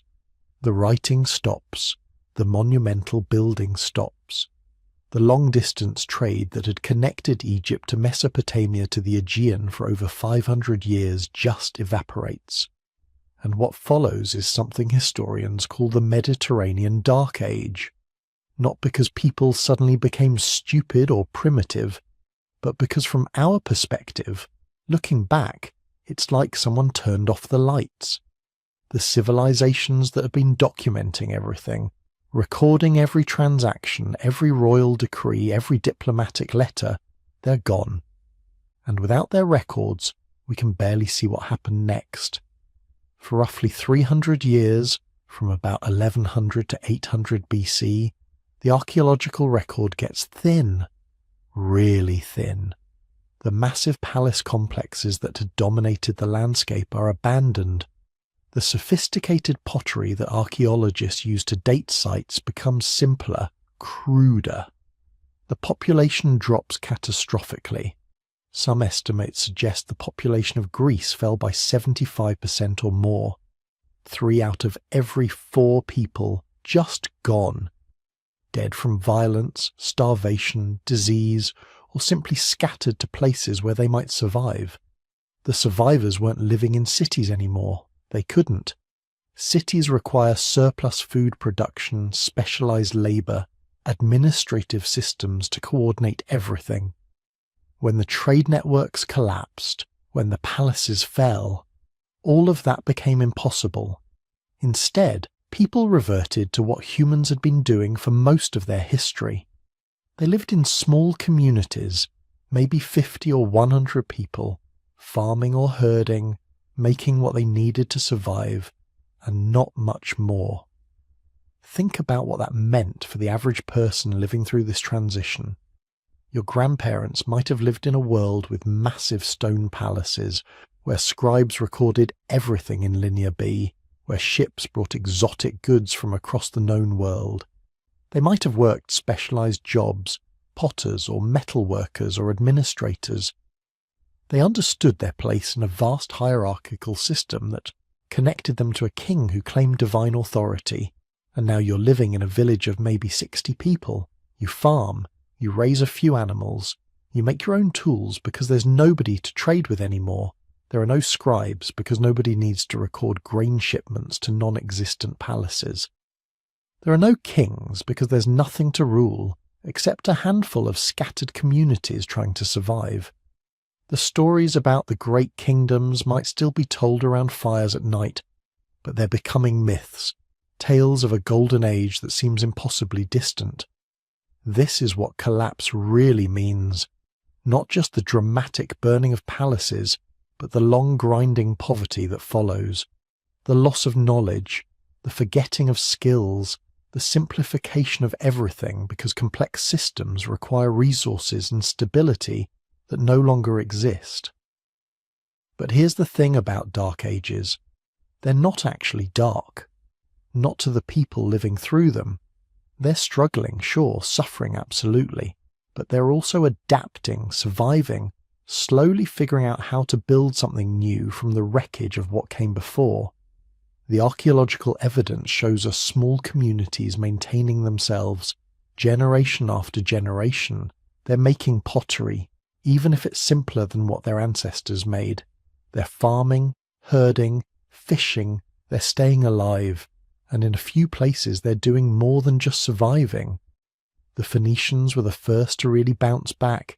These were the descendants of the Canaanite city-states that had existed along the coast of modern-day Lebanon, places like Tyre, Sidon, Byblos. They'd been minor players during the Bronze Age, stuck between the Hittites and Egyptians, paying tribute to whoever was stronger at any given moment. But they'd had one advantage. They were coastal cities, built on maritime trade, and they'd maintained their ships and their sailing knowledge even as everything else fell apart. When the dust settled after the collapse, the Phoenicians found themselves in an interesting position. All their major competitors were gone. The Mycenaean traders who dominated the Aegean vanished. The Hittite merchants who'd controlled Anatolia destroyed. The Egyptian state monopoly on certain trade goods broken. The whole Mediterranean was suddenly open territory. And the Phoenicians, with their ships and their knowledge of sea routes, and their desperate need to find new markets for their goods, they sailed out and claimed it. Within a few generations, Phoenician trading posts and colonies were spreading across the Mediterranean. They reached Sicily, Sardinia, Spain, even the Atlantic coast of Morocco. They were trading for tin from Britain, amber from the Baltic, gold from West Africa. They became the new middlemen of the Mediterranean world, the ones who connected isolated communities that had lost the ability to reach each other directly. But their most important contribution wasn't trade, goods, it was information technology. The Phoenicians took the complex syllabic writing systems that had dominated the Bronze Age, systems like Linear B that required years of training to master, and they radically simplified them. They created what we now call the alphabet. Think about what an alphabet really is. Instead of needing hundreds or thousands of characters to represent every syllable or every word, you need maybe 22 to 30 characters that represent individual sounds. You can learn it in weeks, not years. Any merchant, any ship captain, any trader who needs to keep records can master it without dedicating their life to scribal training. The Phoenicians weren't trying to revolutionize human communication. They were just trying to make it easier for sailors to keep cargo manifests and merchants to track debts. But they accidentally created the writing system that would eventually spread to Greece, then Rome, then Europe, then the entire world. You're reading a version of it right now. This is a pattern we see again and again after major collapses.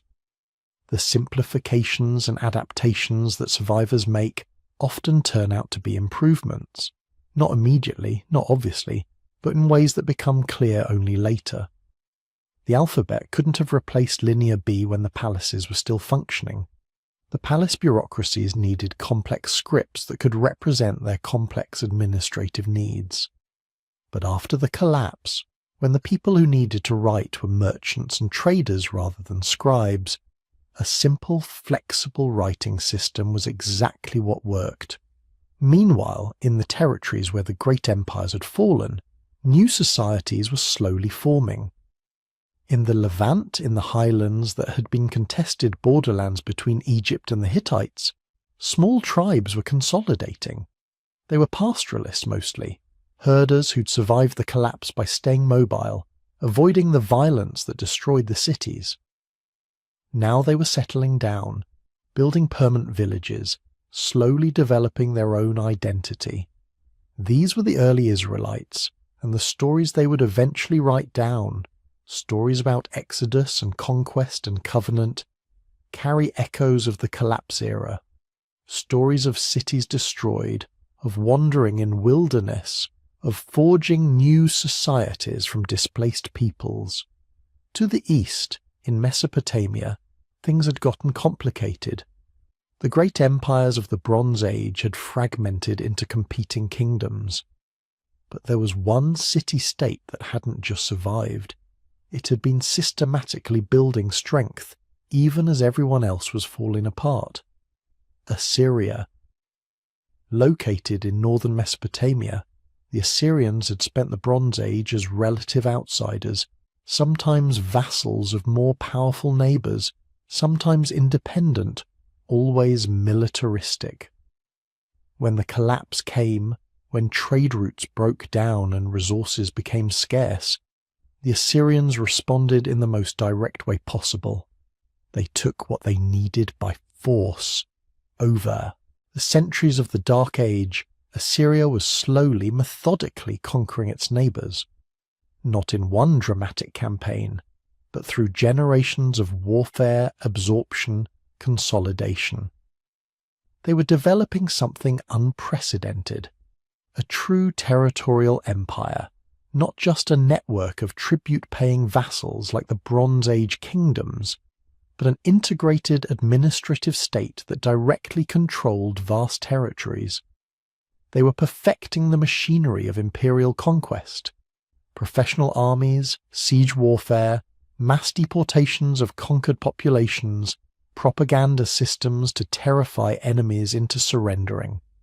The Neo-Assyrian Empire that would emerge around 900 BC would be the most powerful military force the ancient world had yet seen. Brutal, efficient, ruthless, it would dominate the Near East for the next 3 centuries. And in Greece, something else was happening. Something that would prove even more important in the long run. The Mycenaean kingdoms had been completely destroyed. The palaces were abandoned, the writing forgotten, the population scattered. But the survivors were slowly, over generations, rebuilding. Not trying to recreate what had been lost, they couldn't, but creating something new. Small independent communities, villages growing into towns. They maintained their own local governments, developed their own identities.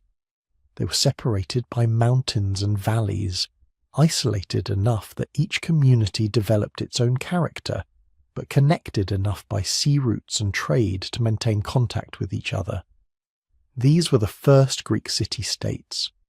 The polis that would eventually give us Athens and Sparta, Corinth and Thebes. They were tiny compared to the Bronze Age kingdoms, some with populations of just a few thousand. But they were developing something radically different from what had come before. They were experimenting with new forms of social organization, collective decision-making, civic participation, the idea that free citizens could have a say in how their community was governed. Not democracy yet, that would come later, but the seeds of it. The social structures that would eventually produce classical Greek civilization were being born in these small Dark Age communities precisely because the collapse had wiped away the old palace hierarchies. This is the paradox of collapse. Yes, it destroys. Yes, it causes immense suffering. Yes, whole civilizations vanish and knowledge is lost and populations decline, and for generations people live in poverty compared to what their ancestors knew. But collapse also clears away systems that had become rigid, entrenched, unable to adapt. It creates space for experimentation, for new ideas, for people who would never have had opportunities in the old system to try something different. The Bronze Age palace economies had been centralized, hierarchical, conservative. They'd worked brilliantly for centuries, but they'd also been inflexible. Power was concentrated in royal, families and palace bureaucracies. Innovation was controlled by the state. People's roles were largely determined by birth. When the system was stable, this provided security and order, but it also meant that new ideas, new technologies, new social arrangements had to work within existing power structures, or they didn't happen at all. After the collapse, after the Dark Age, the societies that emerged were more diverse, more experimental, more decentralized. The Phoenician trading networks weren't controlled by kings. They were run by merchant families making independent decisions about where to sail and what to trade. The Greek city-states weren't parts of a unified empire. They were independent communities in constant communication and competition with each other. The alphabet wasn't a state-controlled technology requiring specialized training. It was a tool anyone could learn and use. Even the brutally centralized Neo-Assyrian Empire represented innovation.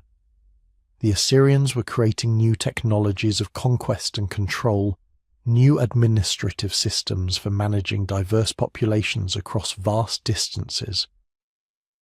Their methods were harsh, but they were also effective in ways that Bronze Age tribute systems had never been. They were solving the problem of how to build a stable territorial empire in a world without the trade networks and diplomatic systems that had held the Bronze Age world together. By 800 BC, the Dark Age was ending. Not suddenly, not everywhere at once, but gradually, unevenly, populations were recovering. Trade networks were reforming. Writing was spreading again, in new forms, to new people. Cities were growing, and the Mediterranean world was becoming connected again, not as a Bronze Age palace economy, but as something new. A world of independent city-states and merchant networks and competing empires. A world that would eventually give rise to classical civilizations, the ones we actually remember. The Greece of Pericles and Socrates, the Rome of Caesar and Augustus, the Persian Empire, the Hebrew Bible, Greek philosophy, Phoenician colonies spreading across the Mediterranean and Atlantic coasts. None of that could have happened without the collapse. Not because collapse is good, it's not, but because the structures that the Bronze Age had created, as impressive as they were, had reached their limits. They couldn't evolve further because they were too rigid, too centralized, too dependent on specific environmental and economic conditions. When those conditions changed, when the climate shifted and the sea peoples attacked and the trade networks failed, the whole system came apart because it couldn't bend without breaking. What rose from the ashes was more flexible, more diverse, more capable of adapting to changing conditions. The societies that emerged from the Dark Age weren't necessarily better for the people living in them, not at first, probably not for generations, but they were systems that could evolve, that could incorporate new ideas and new technologies, that could grow and change without collapsing under their own weight. The survivors of the collapse, the people who lived through those dark centuries, they didn't know they were laying foundations for classical civilization. They were just trying to survive, to feed their families, to maintain some connection to the world beyond their immediate community. But in doing so, in adapting to a world without palaces and empires, they created something new, something that would eventually become more influential, more enduring than anything the Bronze Age had produced. This is what happens after collapse. Not resurrection of what was lost, but transformation into something different. The world that emerged from 1177 BC and the Dark Age that followed wasn't the Bronze Age restored. It was something new entirely, built by people who remembered the old world only as myths, and who had to create their own solutions to the problems of survival and community and meaning. And those solutions, forged in the aftermath of total civilizational collapse, would shape the course of human history for the next 3,000 years. So here we are, at the end of our journey through 1177 BC. The year when the Bronze Age world didn't just stumble, it shattered. The Hittite Empire, gone. Mycenaean Greece, empty ruins. Ugarit, burned to ash. The great civilizations that had dominated the Mediterranean for centuries all collapsed within a single generation. Some vanished so completely that we forgot they ever existed until archaeologists started digging them up 3,000 years later. Think about that for a moment. These weren't primitive societies. These were the superpowers of their age. They had writing systems, international diplomacy, sophisticated trade networks spanning thousands of miles. They built palaces that still impress us today. They created art and literature that influenced everything that came after. The Iliad and the Odyssey, the stories that defined Western literature for millennia, they're basically Bronze Age collapse survivor tales, memories of a glittering world that fell into darkness. And yet, despite all their power, all their wealth, all their achievements, they fell. Not to a single catastrophe, but to a cascade of failures that fed on each other. Climate change disrupting agriculture, earthquakes destroying cities faster than they could be rebuilt, economic networks collapsing when key trade routes failed, sea peoples and other migrants flooding across borders, not necessarily as conquerors, but as desperate refugees who overwhelm the systems designed to manage them. Each problem made the others worse. Each solution failed because the interconnected nature of Bronze Age civilization meant that weakness anywhere threatened stability everywhere. This is what makes the Bronze Age collapse so terrifying and so relevant. These civilizations didn't fail because they were weak or primitive. They failed because they were complex, interconnected, and dependent on systems that couldn't handle multiple simultaneous shocks. When everything worked, the system was brilliant, enabling prosperity and cultural achievement on a scale the world had never seen. But when stress points emerged, the whole network unraveled with shocking speed. Sound familiar? We live in a world more interconnected than anything Bronze Age traders could have imagined. Global supply chains move goods across oceans in days. Digital networks transmit information around the planet in seconds. Our civilization's complexity makes Bronze Age palace economies look simple by comparison, and that complexity brings the same vulnerabilities. Climate disruption, economic interdependence that transmits failures across borders, migration pressures driven by regional instability. We're not facing the Bronze Age collapse again, but we're facing the same fundamental challenge.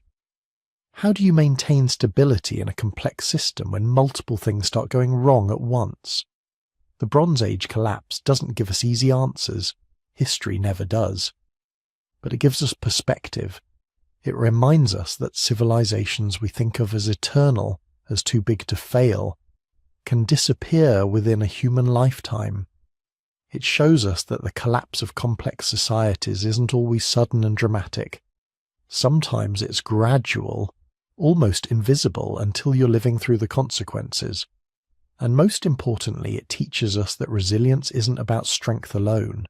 Egypt survived not because it was stronger than the Hittites or wealthier than Mycenae, but because it was more self-sufficient, less dependent on the networks that failed everywhere else.